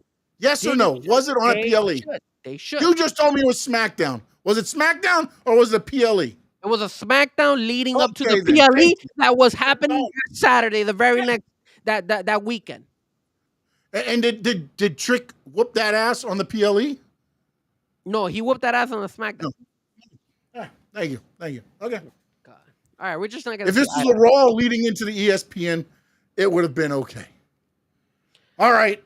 What's the next topic? All right, this is a good one. We got John Cena, and we're gonna go ahead and try to predict who his future matches should be next. Now, let me confirm with you because I wasn't sure. Does he have 4 more appearances or 5? I wasn't too sure about that. Well, AJ Styles is taking him on in Crown Jewel. So if that's 1, then he's got 4 more, I believe, is how it works. That's already confirmed, 100% that they're gonna go with. I saw a poster, unless somebody did some great. Because he didn't do it. He didn't say anything yet on Monday Night Raw. He was actually upset at the Americana. It was set today. Damn, that's so random. Today, I believe, on X. Hold on. That was so random to just put them together. Yeah, because everybody was like, "What the hell is this?" And so, hold on a minute. Let me make sure I didn't get had by a. Just got upset. Heated me up, Sean. God damn it! I wasn't trying to curse out here. God damn it. Well, damn it, curse a little bit, man. It says Triple H has officially announced John Cena versus AJ Styles Crown Jewel 2025. That makes no sense. Like, I know they have history, but out of the blue, so Cena's just gonna pick and choose who he wants now. ESPN's TikTok already put out the edit for John Cena, AJ Styles at WWE Crown Jewel. Wow. It says Sean got had by a teenager with Canva. What is that? Got hacked. Is that what I did? Sean got hacked by a teenager with Canva. Is that what I did? Did I get had by a teenager Canva? Maybe I did. Good one, no doubt. Good one. I like it. You know what? Screw you, no doubt. All right, so let's confirm this. How many more fights does he have left? I wasn't sure if it's 4 or 5. Is the AJ Styles confirmed? 100%? There is 5. Somebody has got 5. Crown Jewel Perth is AJ Styles, so there's 4 more after. Okay, so let's just assume we'll let the hacker have his fun. AJ versus Cena. So that leaves us with 4 more left. So yes, let's go ahead and I want to ask you, and we could go back and forth. We could each pick one, right? It doesn't necessarily have to be. But let's go ahead and who you feel should be one of those 4 opponents for him before he actually calls it quits. Do you want to start or do you want me to start? I guarantee you our first one's probably the same person. But no, go no, ahead. No particular. It doesn't have to be a particular order. Like there's no particular. Well, I got it in order because I think it's got us set up for stuff. But I didn't have it in any particular order. So my first one, and I'm just throwing it out there, it's somebody I already name dropped, and that is Randy Orton. Randy Orton should be the guy that should go up against John Cena. There's history between those. We saw that already. Doesn't, but we saw Brock Lesnar and John Cena before. No, but that is one of the opponents, in my opinion, that we should see, especially since Randy Orton and John Cena, we haven't terrible. No, we haven't seen that in a while. Same thing, we didn't see Brock Lesnar with John Cena. Bring them back. These guys have history. Make it happen. Randy Orton versus John Cena should be one of the matches. And I'm not choosing by any particular order. I say Randy Orton is one of them. What about you? Dominic Mysterio. Time to give the young guys the rub. I think it'll be a good little Saturday night main event match. What are the four places that he has left? Because I know he Saturday main Boston. Event.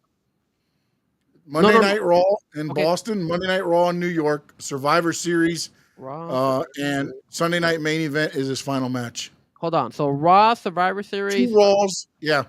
Actually, that is a Monday Night Raw match against Dominic. I'm sorry. I spoke wrong. I thought the Boston was Saturday night main event. Okay, so you got 2 Raws, a Survivor Series, and a Saturday night main event. Yep. Mm-hmm. All right, so now that you mentioned that, because I didn't take that into consideration, they're not going to put like a high-end guy on a Raw to go against John Cena. Yep. That's unfortunate.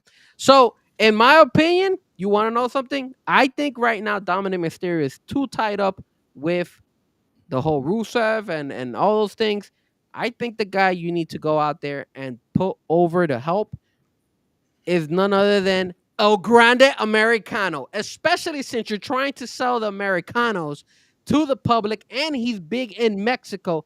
El Grande Americano would be a perfect opponent on a Monday Night Raw. On a Monday Night Raw, El Grande Americano versus John Cena. I like it.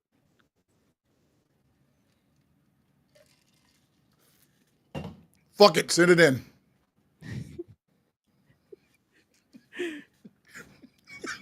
El Grande Americano, bro.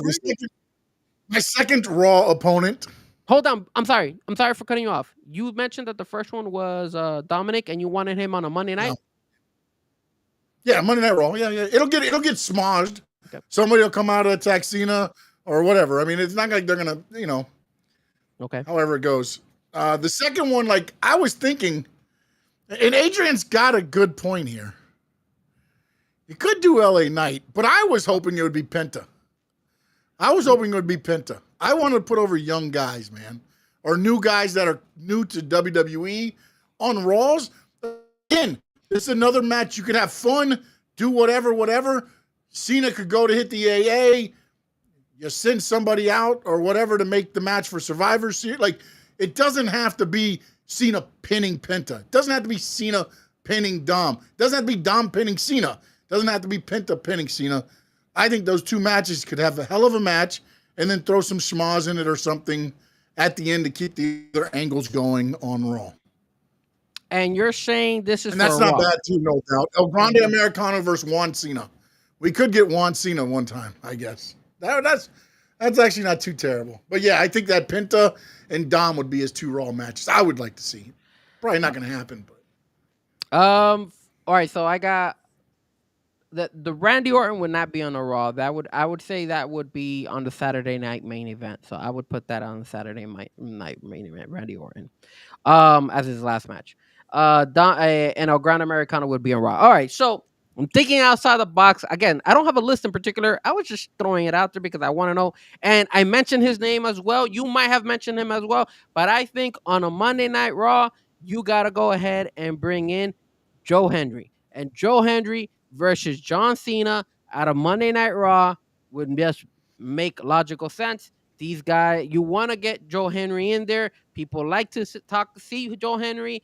They at one point in time they were talking that they wanted to face each other. I wouldn't even be surprised Joe Hendry can actually go to TNA and actually promote John Cena, call him out in TNA, call him out in NXT, and then John Cena finally responds and mentions him on Raw, and you get Joe Hendry versus John Cena on Monday Night Raw. it's not bad. I had Hendry on my list, but I didn't realize that it was for the Survivor Series match, so I know that's not going to happen. I had him as number 3. I would like to see him, again, maybe they do a triple threat or something. I don't know. Throw it in there. Again, the Raw matches don't have to mean anything. Yeah. They could just be something to set up. You could throw a triple threat, Cena, Penta, and Hendry against each other just for the hell of it on those matches, just to have that one go of it. Wait, hold on. Adrian says they already fought, Frankie. Who already fought? Joe Hendry and John Cena? They did? Call me out. I don't know. I don't think they've ever fought. I know they were calling it. Orton and Hendry did.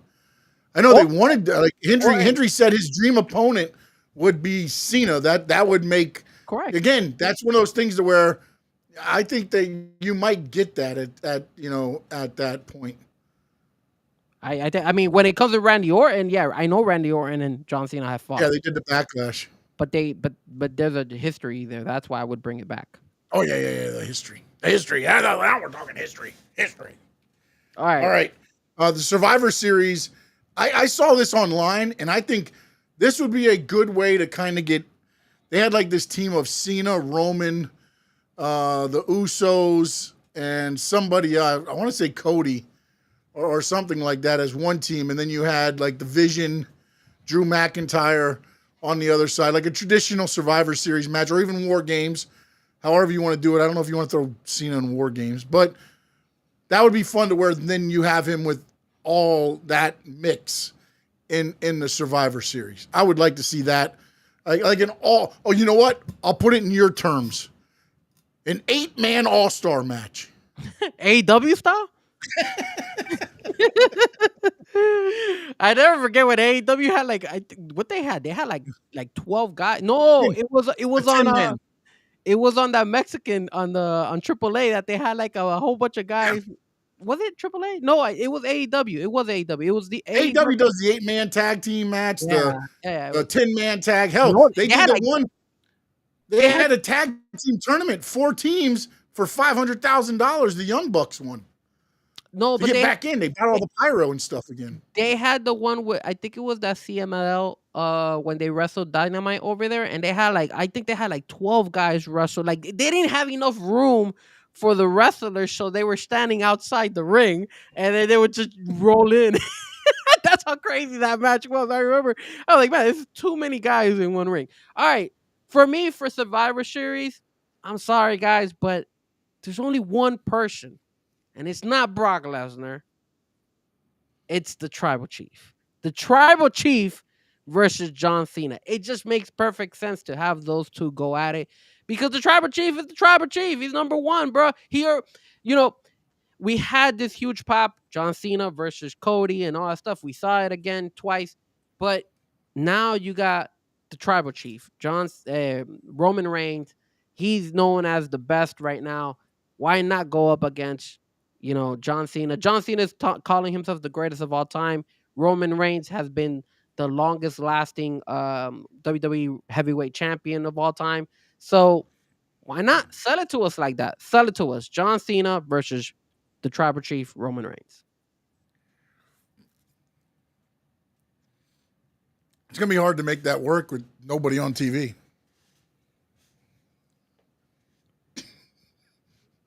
Make You it can't work. see me. I can't see you either. Make it work, WWE. Make it happen. Here's the promo, ladies and gentlemen. Roman Reigns. What do you think about John Cena? John Cena. What do you think about Roman Reigns? Are you saying that because Back to you, Michael Cole. Oh Lord. No, come on, man. You know that. You know that fight would. No, it'd be a cool match, but I don't see that. I think that those 3 matches are going to be more entertaining style matches rather than Cena fighting that way, because I think his final match, which is scheduled for the Saturday night main event, which apparently they outbid the Boston, which was his hometown. They didn't want to go there because they didn't pay enough money for his final match. Wow. They got outbid. That's ridiculous. That's so sad. Which to me says that you're going to get the Saturday night main event, which, by the way, exclusively now on Peacock only. Yeah. It's not on NBC anymore. You got to have Peacock exclusively on Peacock. I think you get John Cena, which is why he lost this match in convincing style to Brock Lesnar. I think his final match will be against Brock Lesnar. He gets the win. He rides out into the sunset as the greatest of all time, having beaten and conquered the Beast, Brock Lesnar, in his final match. You want to torture the wrestling fans having to watch us see that match again, and at the same time see Brock Lesnar last like 5 seconds and then walk out? It's going to be like Goldberg all over again. I'm just saying. That's what I would like to see. Wow, sir. Wow. Because then that would be 2 of Brock Lesnar's 3 appearances for the year too. So he's only got 1 more left. I don't have to see him for a while. For me, man, I don't want a fight that's gonna last 5 minutes. I want a match that we're actually gonna enjoy and last. That's why I got Randy Orton for that Saturday night main event. Oh, good God! You got him wrestling Randy Orton 3 times in his final 4 matches. No, I have him wrestling at Survivor. You said the first one was Saturday Randy Orton, then you went. No, because I wasn't. No, at Raw is gonna be. I said El Grande Americano and Joe Henry Survivor Series, Okay. Roman Reigns and Randy Orton on Saturday. It said Randy Oh, Orton was okay, set okay, off. okay, okay, okay, okay, okay. Now you put it in order. Okay. Before you were just saying who you want. Okay. All right. Never Yeah, mind. because Sorry. I remember Misunderstood. you know, the I was reason like, good God, you got to wrestle 2 times in a month. no, the reason I specify you because you threw me the Raws and Survivor Series, so that Yeah. like you know Mhm. how we had to change it up because you were like, oh damn, Yeah, he's yeah, not yeah, yeah. fighting. No, that's the whole That thing. makes I had him taking on Joe Hendry at Survivor Series. That's never going to happen. Good Yeah, God, I hope that doesn't. It'll be like Randy Orton against him at WrestleMania. Joe Hendry gets the big PLEs against the big stars. Imagine Joe Henry gives a fight to John Cena, and Randy Orton just RKO'd him like in 2 seconds to beat his ass. So that would make no sense whatsoever. It would be terrible for John Cena, bro. Terrible, terrible. But yeah, that's Terrible, terrible. if you guys have your list of at least the last 4 opponents you would like to see John Cena Yeah, throw them in wrestle, there. Throw them in throw on them in the the chat chat. on X. If you got them in there, throw them on the X as well. We appreciate everybody that's joined us and watching the show with us here on the Stanley Media House Network YouTube channel, as well as the Frankie Fresk YouTube channel and Stanley Media House on X, Twitch, and the Facebook page, Stanley Media House Network. So thank you guys. So Which I think is- while the chat is still while they're Yes. typing their opponents, let's go to our last topic, and we'll jump back to the future matches for John Yeah, Cena. well, And it kind of correlates with this one too. So of course, Adrian. apparently Adrian's got him taking on LA Knight twice. Yes, both Raws. Both Raws are run it back one after the other. Oh, LA Knight in Survivor Series. Oh, here we go. Let me guess what the final match is. Yeah. That'll be pretty bad if it's. Oh, there it is. LA Knight. 4 LA Knights. There's my list. All right. Yeah. That's terrible, sir. 4 LA Knights. That's terrible. Even Frankie said that's terrible. Damn. That's terrible. That's that's even worse than Stephen A's list of wrestling. Which one's worse, that one or Stephen A? No. This one is way worse. This is way worse. Oh, I telepathic. Oh, there we go. I like it. Randy. Oh, another one. What's up with you guys only picking one guy for all 4 events? I like that you picked Randy Orton, Karun. I'm not gonna lie, but we do need to mix it up a little bit and make it entertaining. But with that being said, also, guys, I had gone ahead and put the last topic, and it was our top 5 matches up to this point this year, 2025.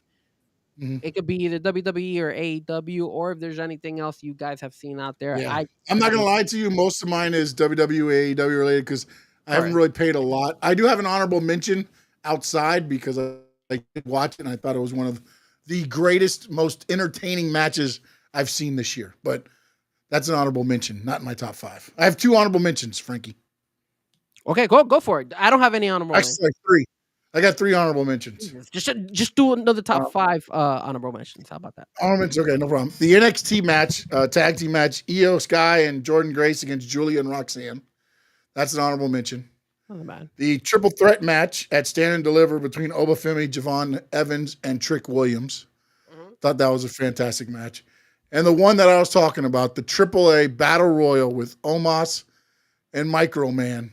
And you also had Otis and I don't know who the other one was, but just the entertainment of that match made it one of my favorites of all time. One of them on my list, the reason for it was kind of the entertainment as well. It was entertainment too. So I took that into effect. So I don't have it in any particular order, but I'll I kind of just I put 1 through 5, but they're not in order. They're just I made sure I had 5 matches is what I kind of did. I kind of want to give some props to the ladies, so I do have a couple matches here for the ladies. All right, so for me, and looking at my list, I'm gonna go ahead and give them, I guess, number 5. I'll line them up that way. It lines up to what was the best match, because at the end of the day, there is one match that will always live to expectation, and I love it. My number 5, I'm gonna give it to what we just saw, and maybe you guys will disagree with me, but I thought it was very good. Io Sky versus Stephanie Valkyrie. I thought that was a really, really great match for 2025. Those ladies gave it all. And it was the most entertaining fight in WrestlePalooza, to be honest with you. And I love the fact that they got it right. They gave the championship belt to Stephanie Valkyrie. And if you ask me, Frankie, are you a little bit biased because Stephanie Valkyrie is Hispanic? You damn right I am. So that's why I picked Stephanie Valkyrie against. And her dad was there. And her father was there. Her dad was there on Monday too. So Stephanie Yeah, yeah. Valkyrie versus Io on WrestlePalooza was my number 5. All right. Well, real quick, No Doubt had Roman, Braun Breaker, Dom, and then Conquer the Beast to end the career. Adrian came in back instead of just LA Knights. He's now taking on Roman. So everybody's kind of on board with you there. LA Knight, Seth Rollins, Javon Evans. That's an interesting one. That is a good one. That's an interesting one. Yeah, I wouldn't mind that. That'd be Just very interesting. he can't mess it up like he messed up with Randy Orton. Okay, and just letting you know, Javon Evans, you can't mess it up. You know, you gotta hit that over the top turnbuckle RKO if you're gonna do it right. I'm just saying. Do it right, buddy. My number 5 match is actually the one I picked out was Swerve against Ospreay from Dynamite, the summer breakout match. I thought that was just fantastic, and actually all their matches. You're going to see a pattern here with some of this, but Ospreay to me in the ring, inside the ropes, I don't think he can have a bad match. Swerve same way. I mean, it's just they're just two professionals that really put their bodies on the line to make sure everybody gets what they need to get out of the story. So for me, that was my number 5. Okay. My number 4 is Kenny Omega versus Okada. I thought Kenny Omega versus Okada was an amazing match. Okada ended up being victorious, but it was you could never go wrong with those two guys. And at the end of the day, it was I forgot where it was. I know it was on a pay-per-view. And it was for the when they for the international belt. I think it was the international belt that they were going for. Sean, correct me if I'm wrong. I think they were like kind of like because That Kenny wasn't had, that the one where they combined the titles? yes, The correct. That's the one. That's the international one. and Yeah. Yes, that's what I'm saying. So yeah, it was that match in particular where the one where they combined both titles, and Kenny Omega ended up losing that one, if I'm not mistaken, to Okada, and Okada won it. I So don't think he's beat Okada in AEW yet, honestly. I don't know I about mean, I'm that. sure it's probably leading, but a lot of it has to do with the injuries too. But I think hopefully it's leading somewhere where they get some stuff. Okay. Oh, before you continue, I do have an honorable mention now. Oh, now we got an honorable mention. See what happens? I have an honorable Already mention. deep into the conversation. Now here comes an honorable mention. Go ahead. An honorable mention. An honorable mention. I'm gonna give it out to and the reason I give it an honorable mention because it was so good. It pretty much wiped out all those wrestlers, and they didn't have anything left for their next show, which was the women's gauntlet match, where you had all the women compete. All the women all just came, and they did such a good job. All the women that Yes, for the they had next show, no match. they had no women left for the next show. So No. that's my honorable mention on that one. And poor Tony Khan had to answer that question. What happened to the women? Why didn't you have any women matches on? Well, we lost half the roster in the gauntlet match. It was really good though. It was really good. It just sucked that It was good. It was good. My number 4, because of I love these two guys. Santana and Ali from TNA Rebellion was a false count anywhere. Good violence, made sense, told a story, and I like what Santana does, and I love Mustafa Ali outside of WWE. I wish they would have gave him the Rebellion thing and let him go with it. They didn't. Actually, not Rebellion. What was he in? Damn it! What was he when he had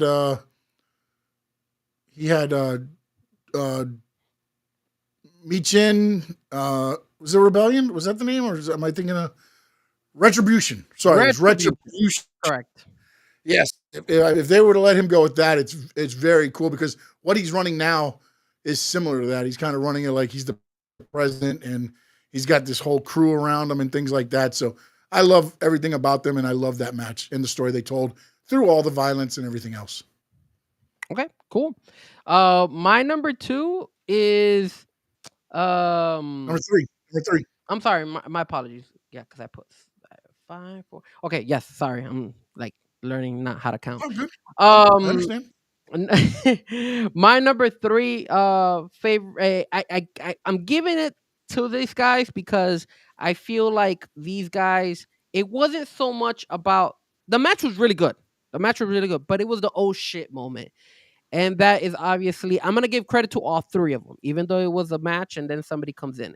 It was Gunther versus CM Punk and then Seth Rollins coming in and obviously screwing over CM Punk. That I had to give it to that because again, that was the biggest oh shit moment of this year. And nobody, they sold us, they caught us, they even caught me. I was working that day and I couldn't even, I thought CM Punk won the belt and he had the belt, and then I turned it off, and then when people start sending me messages saying, yo, Seth Rollins just cashed in and CM Punk got screwed, I was like, no way. And then I had to go back and look at it, and then boom, I found out that. So because of the entertainment side, even though CM Punk and Gunther went at it and there was a really, really good match too, I gave that one my number 3 best match. I gave my number 3 match for the same reason, an oh shit moment. But it was the triple threat match at WrestleMania. Seth, Roman, and CM Punk. The double turn by Heyman, and then joining Seth, which is leading now to the Vision. That is my number 3 match.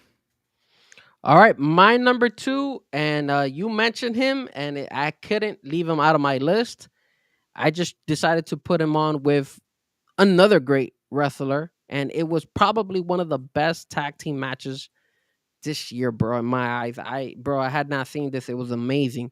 It was Swerve Strickland and Will Ospreay versus the Young Bucks at All In. Yes. That matchup was insane. Everything hit. Everything was great. They even had the cool ass entrances and all that stuff. Even though the Young Bucks took forever to get to the ring, but still, it was. Well, they're on the boat. I mean, they had to row through the crowd. I mean, come on. But it did take quite a few. Founding fathers, baby. You know how long it took to get to Plymouth Rock? Correct. But my number 2, definitely, those guys just impressed me to levels I have never seen. And Will Ospreay on the ring, inside the ring, that guy's amazing, bro. I miss that guy. I hope he comes back sooner than later. But that's my number 2. My number 2 is probably the match that has put Ospreay out. It is the Ospreay Fletcher cage match, where they I didn't think anybody was going to be walking out of that cage. There was blood everywhere. The canvas was red. They were doing shooting stars from the top of the cage. It was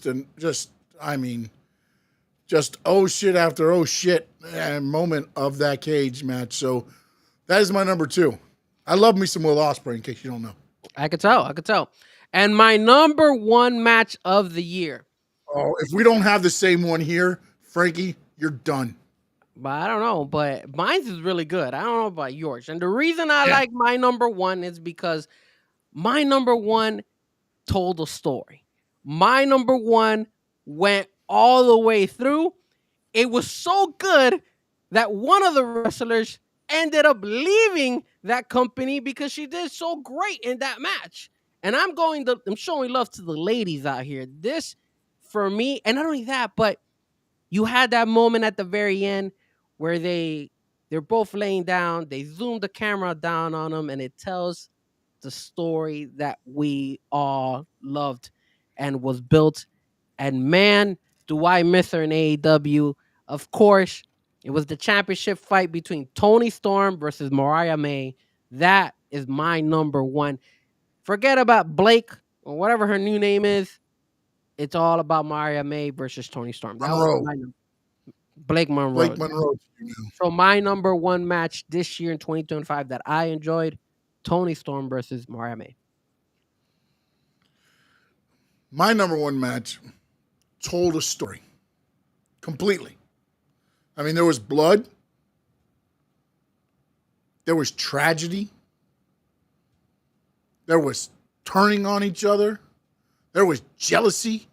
There was envy. And the best part about it, it was a Hollywood ending. My number 1 match, Toni Storm and Mariah May, baby. You can tell that we know each other. I'm telling you, man, that match lived up to expectation. Amazing. It made everything that I love about professional wrestling. It was a story. You start out as friends. There's the betrayal. There's the jealousy, the envy. You put her sidelined for a little bit. You took what she had. And then you get the Hollywood ending. And as you said, they're laying there, and on the thing, it just the end across the screen. Like, oh my goodness, man. So good. That's how you let somebody leave your company. You don't beat them up with a cooler and then throw derogatory comments at them. And it got Mariah May to go to WWE, man, and she Blake Monroe, I mean, she's good and stuff. I mean, she's so smoking hot too. But still, it told a story, man. It was amazing. I wish, Yeah. and it goes to show you that sometimes AEW has the potential of like really giving us something. Because look, Here's the thing. none of the matches we picked, we could have picked a Roman match. It's the right chemistry though. Those two just they because here's the one thing I will say about this now. And anybody that didn't know, Chris Statlander's your new champion. Yeah, stupid as Tony Storm's run has not been the same since Mariah May left. no. Well, she's been good. The Mercedes She's Moné, been good, but there's no antagonist to now her.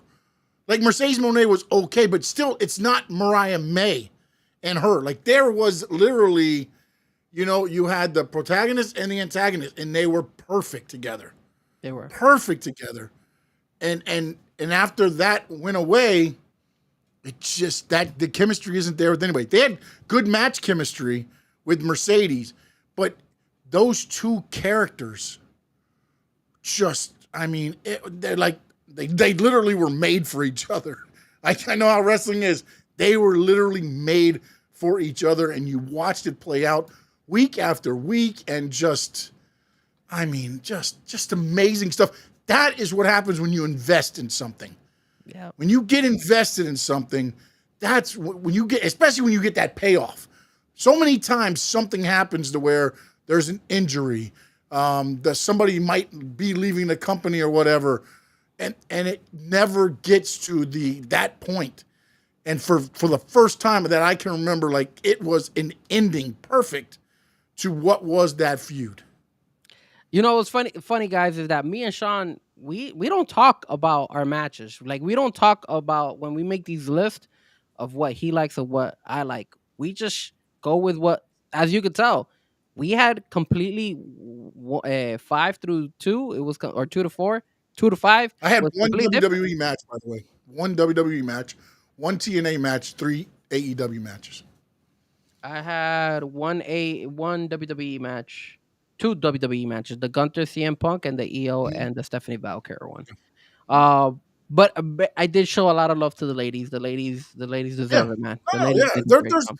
And again, we missed a lot of matches. Trying to do the top 5, I was like, I'm like, I knew what my number one was the easiest. Yeah. I was like, I already know what that's going to be. And then it was like looking at other, like, I was like, yeah, that one really didn't have me invested. And again, I was invested in the Ospreay Fletcher match because I thought those two were tremendous. I get people are like, oh, Fletcher's not that, or somebody said that. I can't remember who it was, but I'm like, how can you say Kyle Fletcher's? I mean, I get he probably needs some work still, but god damn, if you can't see that kid can have something, bro. I don't know what it is, man. Like, it's one of those things. And yeah, we had no Dakota Kai matches. Sorry. Damn. WWE didn't like her. We can't like her. Hopefully Dakota Kai comes to AEW, man. She did go. She came out on her podcast talking that she wanted to come back into wrestling. So, hopefully she comes back. I hope so. Again, everybody doesn't mix, man, and that's the thing. You go to where, like with Ricochet, he went to where he needed to go, man. I thought the very telling thing last night, NXT. TNA attacked NXT last night, and TNA they go to the somebody took a still shot of like the TNA guys in the ring after they made the NXT guys powder. This wasn't on TV. That in TV they were still fighting and then it went off the air. But they show it, and it's again. I'm going to go off what their WWE names were, but it was Cedric Alexander in the corner. Okay. It was the Iconics. Okay. And Matt Cardona, Zack Ryder. Those were the 4 that were right there. Like former WWE, here they are back with TNA. but they are there. Like it was a very, very interesting picture. I saw the images on social media. I didn't watch it. I recorded it, so I'll definitely after the show take a look at it. Matt Cardona looks so fucking like huge. That Yeah. guy is pause, but that guy looks so huge, bro. It's crazy the way he's freaking built. That guy is on a different level. Always ready, baby. Always But ready. if you guys have any particular list of your top 5 matches of the year and you want to drop it Or on the just what comments, matches you like. Can't think of or five maybe right away. you could just drop top 3 or even just your number 1. We're more than welcome to go ahead and mention them. There was a couple that could have been mentioned, right? I always I'm not gonna lie. I think the problem with the reason we don't pick so much WWE is because WWE has not been creating like these long storytelling fights. Like, they could have. I always said they could have done better with the CM Punk versus John Cena. You guys hated that promo. I loved it. I thought those guys got a special treat when CM Punk brought in Punkonomics out there and all that stuff. So, but it was good, man. But I mean, look. oh snap! Okay, look at you getting the Punkonomics. I have the Punkonomics shirt. I didn't wear it. I was gonna wear it, and then I was like, man, I can't find, because for the first time CM Punk won, and it was only because of AJ Lee. That's the only reason when he won. And then I got the card of them 1-on-1. Yeah, man. Yeah, it was. And then I got fight. one of the greatest referee bumps ever. Oh yeah, that was good. That was good. That was good. Definitely good. No doubt brings one that's interesting. He put Cody Rhodes versus KO in ladder match. That was a hell of a match, man. That was a hell of a match, very hard hitting, and the story that's a good one. Was really the Sammy KO, right? Because that's when it all that's a good one, kind of changed and all that. It was very interesting. That's a brutal match. That was a brutal match too. It was one of those things too, though, where they got you invested in that feud, and then you watch, like, would Cody go? How far would Cody go? And you didn't expect him to go as far as he did, and it's like, oh man! And especially when KO his head's in the ladder and his feet are behind him, and like it's like, oh man. Yeah, absolutely. That's definitely one. A couple of the tag team matches as well. I read online that they were giving one. I didn't remember. I don't recall it, but it was a tables ladders match. I think it was the these people Montez Ford and Dawkins, and then it was Motor Machine Gun, and then there was somebody else. I forgot who the third team was. I think it was Gargano and Ciampa that were DIY. I think they had one on SmackDown or something like that, and they had rated that one pretty high as well. I think it was Meltzer who had. And then they did the table ladder chair at the one PLE too. They had the whole. That one was kind of crappy. Well, because there's too many people involved. You can correct every time you see them looking around like, where's the guy at, so I can make sure I bump safe. You can only put so many people on the damn table ladder chair. Yeah. You got 5 tag teams trying to be in there and stuff. So, yeah. No, and again, there's a lot of stuff happening in New Japan. I'm not up to date on a lot of that. And then, they have a lot of things where guys just show up.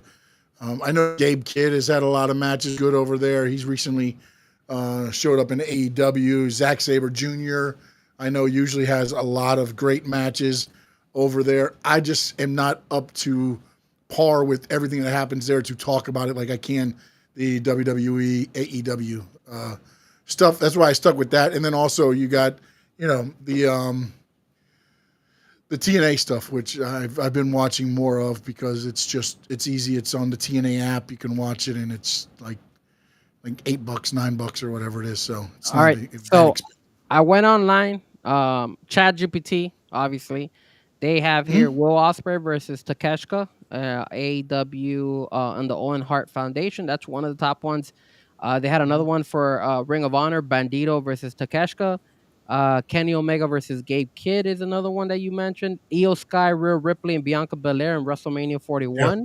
That was a pretty good one. Kevin Owens versus Sami Zayn. Yeah, but I don't think those are 2025, are they? Yeah, these are all 2025. The one, here you go. This is the one I was talking about. The Street Profits versus DIY versus Motor City Machine Gun on TLC SmackDown. It was on a regular SmackDown. One of the best TV matches in WWE history. And this was Meltzer who mentioned this. Yeah. Yeah, most of your rankings come from Meltzer as far as like those matches. If you're looking for a ranking of them, most rankings will happen from. That's a good point, no doubt. Yeah, Yep. no, it was a good moment. That was the beginning of that was at the beginning of Dynamite. That was one of those things. Yep. Some really good matches out there. There's more shitty ones, but we could do next time them shitty matches, the ones that disappoint. I think Goldberg versus Gunther is probably one of them out there, and the most shittiest matches of the year. So also, we talked about it a little bit earlier, but apparently it looks like Masha Slamovic's TNA contract is up soon. Ooh, I thought you were gonna say they She fired her. was out of the country. No, she was out of the country and not planned for the invasion angle. Anyways, she was never planned to be there. It had nothing to do with this. But obviously, if she was, it probably would have.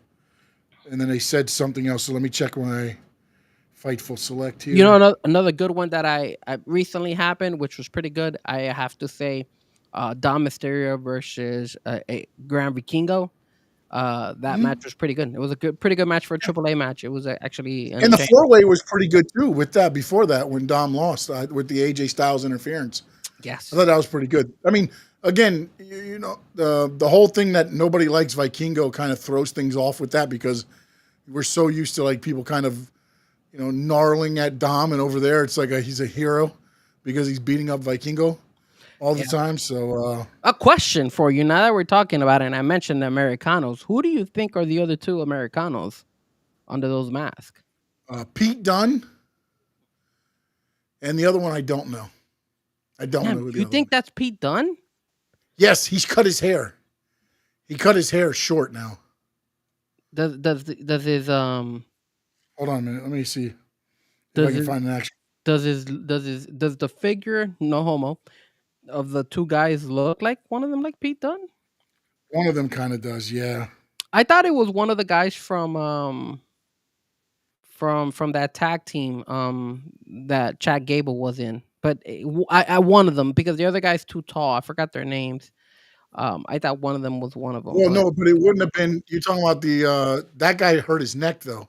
He hasn't wrestled in forever. Or wait, which tag team are you talking about with Chad Gable? The one that was with Chad Gable and they were all Americans that they before Chad Gable moved on to become the Grand Americano. The Creed brothers? The Creed brothers. I thought it was one of the Creed brothers.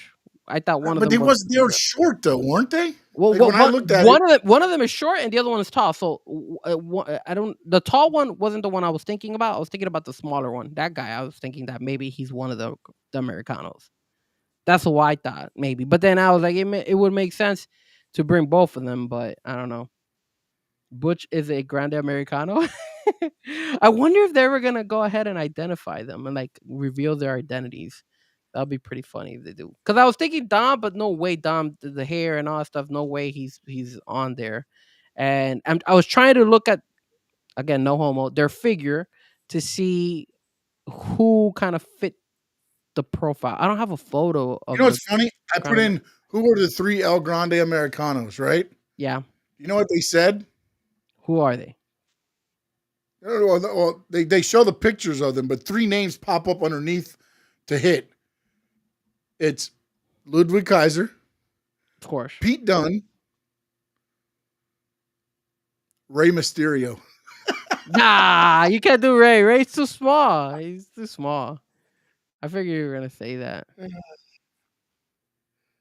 I figured you were gonna say But it's funny when you look at them, like it's weird. Like I think they might be throwing different people under each time. It could be. They could do that. That would be pretty smart of them if they did that, because then they'll keep us guessing. Because I know Chad Gable hasn't been back. You know what? Somebody put Tyler Bate. Like here's another one. I don't know if you can see it though, but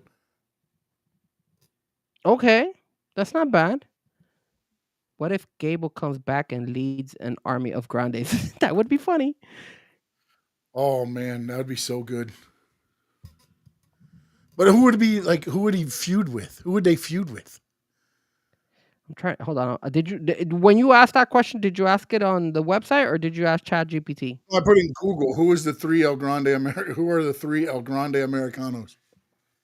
Okay, yeah. I asked ChatGPT and it was telling me Chad Gable, Luther Kaiser, Pete Dunne, and Tyler Bate. Los Americanos.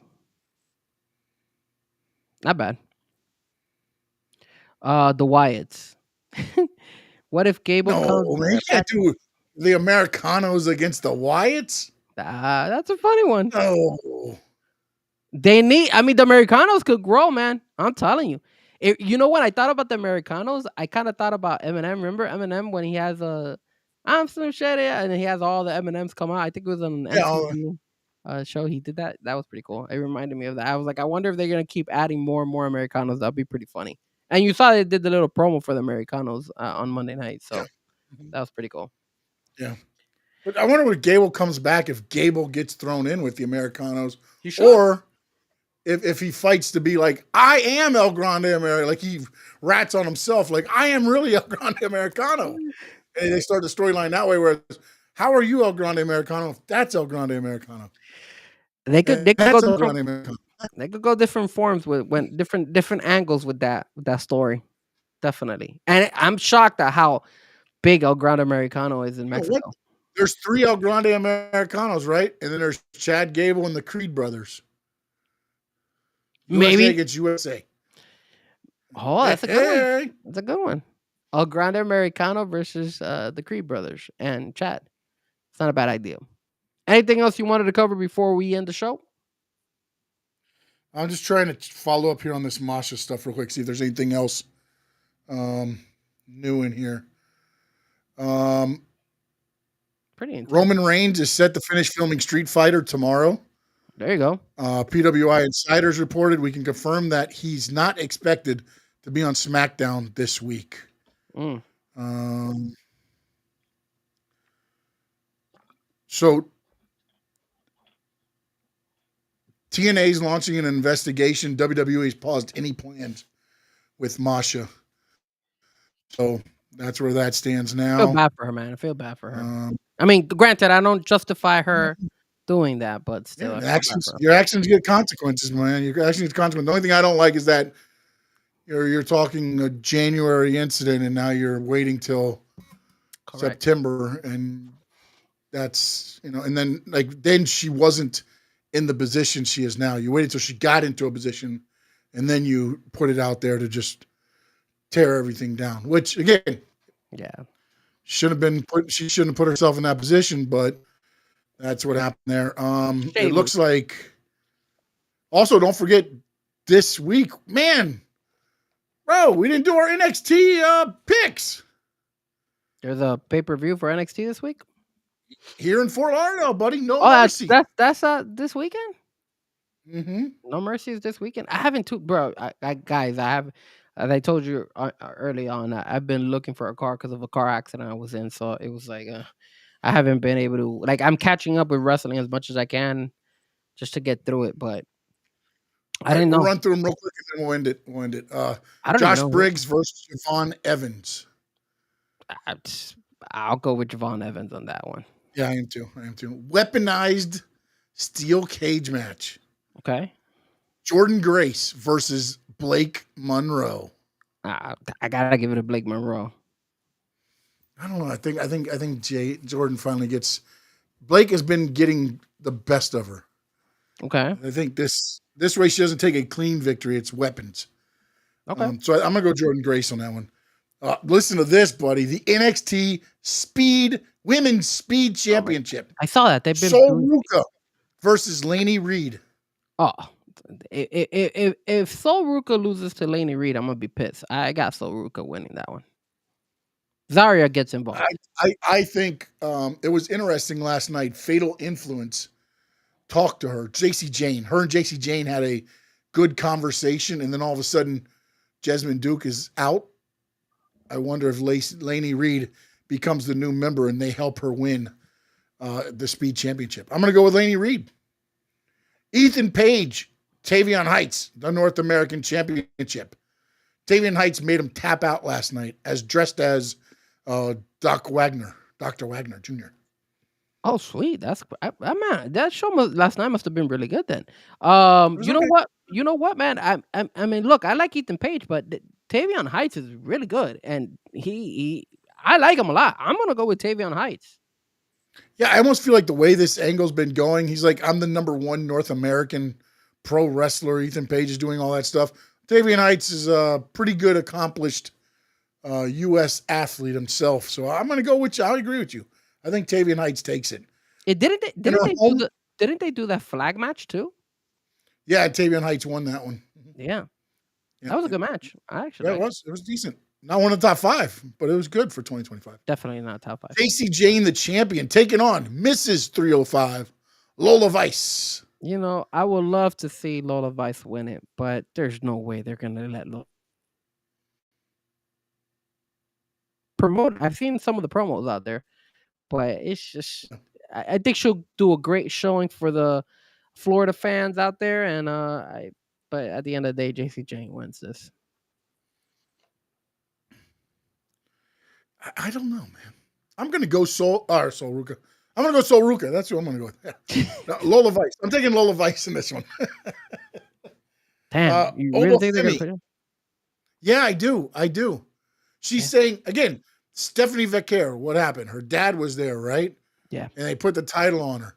Her whole family's gonna be there, man. You got it. Come on, mom, sisters. They spoke that Lola Vice's sister was gonna probably now be added to that. She might be coming in. Yeah, she might. Yeah. I wonder if she helps out. Like Fallon Henley goes to interfere, and her sister jumps the barricades, tackles her down. JC Jane's left by herself. Big ass booty bump. Bam! Lola Vice 1, 2, 3. Big booty bump. I love it. I mean, her sister's cute as hell too. So I'll take Bring it back, man. Iceman King Parsons used to use the bump as a finish. Bring it back. That is the perfect person to put it on. The NXT Championship, Oba Femi takes on Ricky Saints. And last night, by the way, TNA, NXT fighting it out in the ring. Ricky Saints all dressed up, comes walking around the ring, strutting over to the NXT title on the stand.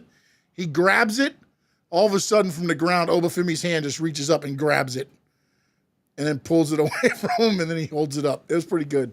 It's pretty decent ending at that, I think. Nice. It's kind of funny because you're seeing everybody else fighting behind him, and those two are just standing at each other, just looking at each other. Like. That's pretty cool. Look, man, I really like Ricky Starks. He's one of my favorite wrestlers. And he's been trending in the right direction, but come on, man, Oba Femi, bro. There's just no way Oba Femi loses this. So I got Oba Femi beating Ricky Starks. You know what? I mean, look, if you want Oba Femi to go up, I just don't know how you do it clean. That's the thing. Like, Oba Femi's something's got to happen for Ricky Saints to beat him. Maybe, you know what? Maybe you're right. Oba Femi should have came out with Brock Lesnar, cross pass, and then Brock Lesnar would have been there at the War Memorial Auditorium and did the F5 and then taken out. Actually, it's not at the War Memorial. Where are they at? They're not at the War Memorial? Oh, no, I think they are. They're at the War Memorial, I think. Yeah, it is at the War Memorial, dude. Yeah, Fort Lauderdale War Memorial. Yes. Yeah, that's right. Hard Rock Live is AEW. Yeah. So yeah, and then now you have Brock Lesnar show up at the War Memorial. F5 Oba Femi, Ricky Saints wins the title. That would have been good. But they didn't do that. So now how do you do? How do you get the title on Ricky Saints so you can bring Oba Femi up? Nah, man. You don't bring Oba Femi up. You keep him in NXT as the champion. Are you posing Oba like Femi all day. Like Ricky Starks? Is that Oba what Femi all day? Yeah. I like Ricky Starks, but he's just not. You can't beat. I mean, they even gave him a vignette. They gave him a vignette last night about his hometown of New Orleans. Nolans. That's why I'm from Nolans. Damn. Where's Trick Williams? Maybe he'll get Dead Revitalization WAP. That's the only way. Joining in the chat. That's the only way Ricky Starks might win. Trick Williams gets involved or something. He pops out of somewhere because they still have beef. That's the only way I see maybe Oba Femi losing. It's what for dinner. Huh? Beef. It's what for dinner. Yeah, I guess. Frankie Fresco, let them know where they can see you, sir. You guys are more than welcome to follow me at Fresco Music. Fresco right there, right? And you could always catch the Cameo Mix Show. It actually just started 8 o'clock. So if you go to my social media platforms on my IG, I posted the link. That way you could tune in. And then, guys, I see the numbers here, but we also need some likes. So if you get a chance, please go on YouTube, hit the like button. That way you could support Sean and myself. We'd appreciate that. You can check me out at Stanley Media _11 on X. We appreciate everybody that's watching on X. I'm at Stanley Media House everywhere else. Stanley Media House Network on YouTube and the Facebook page, Stanley Media House. I want to boost that up a little bit. Help me out on Facebook. If you're 55 or older and you're still on Facebook, please go to the channel, hit the page and hit the like. It is a page, so if you can, please hit that one. And Adrian, thank you, sir, for being the first like. Thank you, sir. Thank you. Yes, Adrian. Thank you, sir. We appreciate you and all that you do for us. Yeah. Frankie Fresco, any parting shots? Mike McDaniel will not get fired this year. He will be getting fired in the middle of next year or after 2026.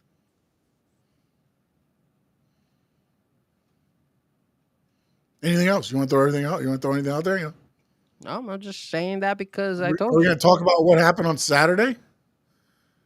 I don't know what happened on Saturday. I bought my car. You don't know I what bought my happened car. on I bought my car. Yes, correct. I bought You my bought car. your car. I bought And then my you know car. what happened? You ran over the Gators on the way out. No. Oh, no, that was the Hurricanes. I'm sorry. I bought my car. Thanks for reminding us. Yeah, that's right. That's right. Canes over the Gators. Go FSU. Amazing. Oh, that's right. That's your number 2 team now this year, right? They've It always was been my number 2 Louisville. team. They've always It was been my number 2. Louisville. It was who else? Who's been some of your teams in college football? Sean, why don't you just go and pull a Pat McAfee and go get some Speedos and dive yourself? But instead of diving into the pool, just dive yourself into the grass. How about that? Frankie Fresco, why don't you go kiss my mofo ass? Later.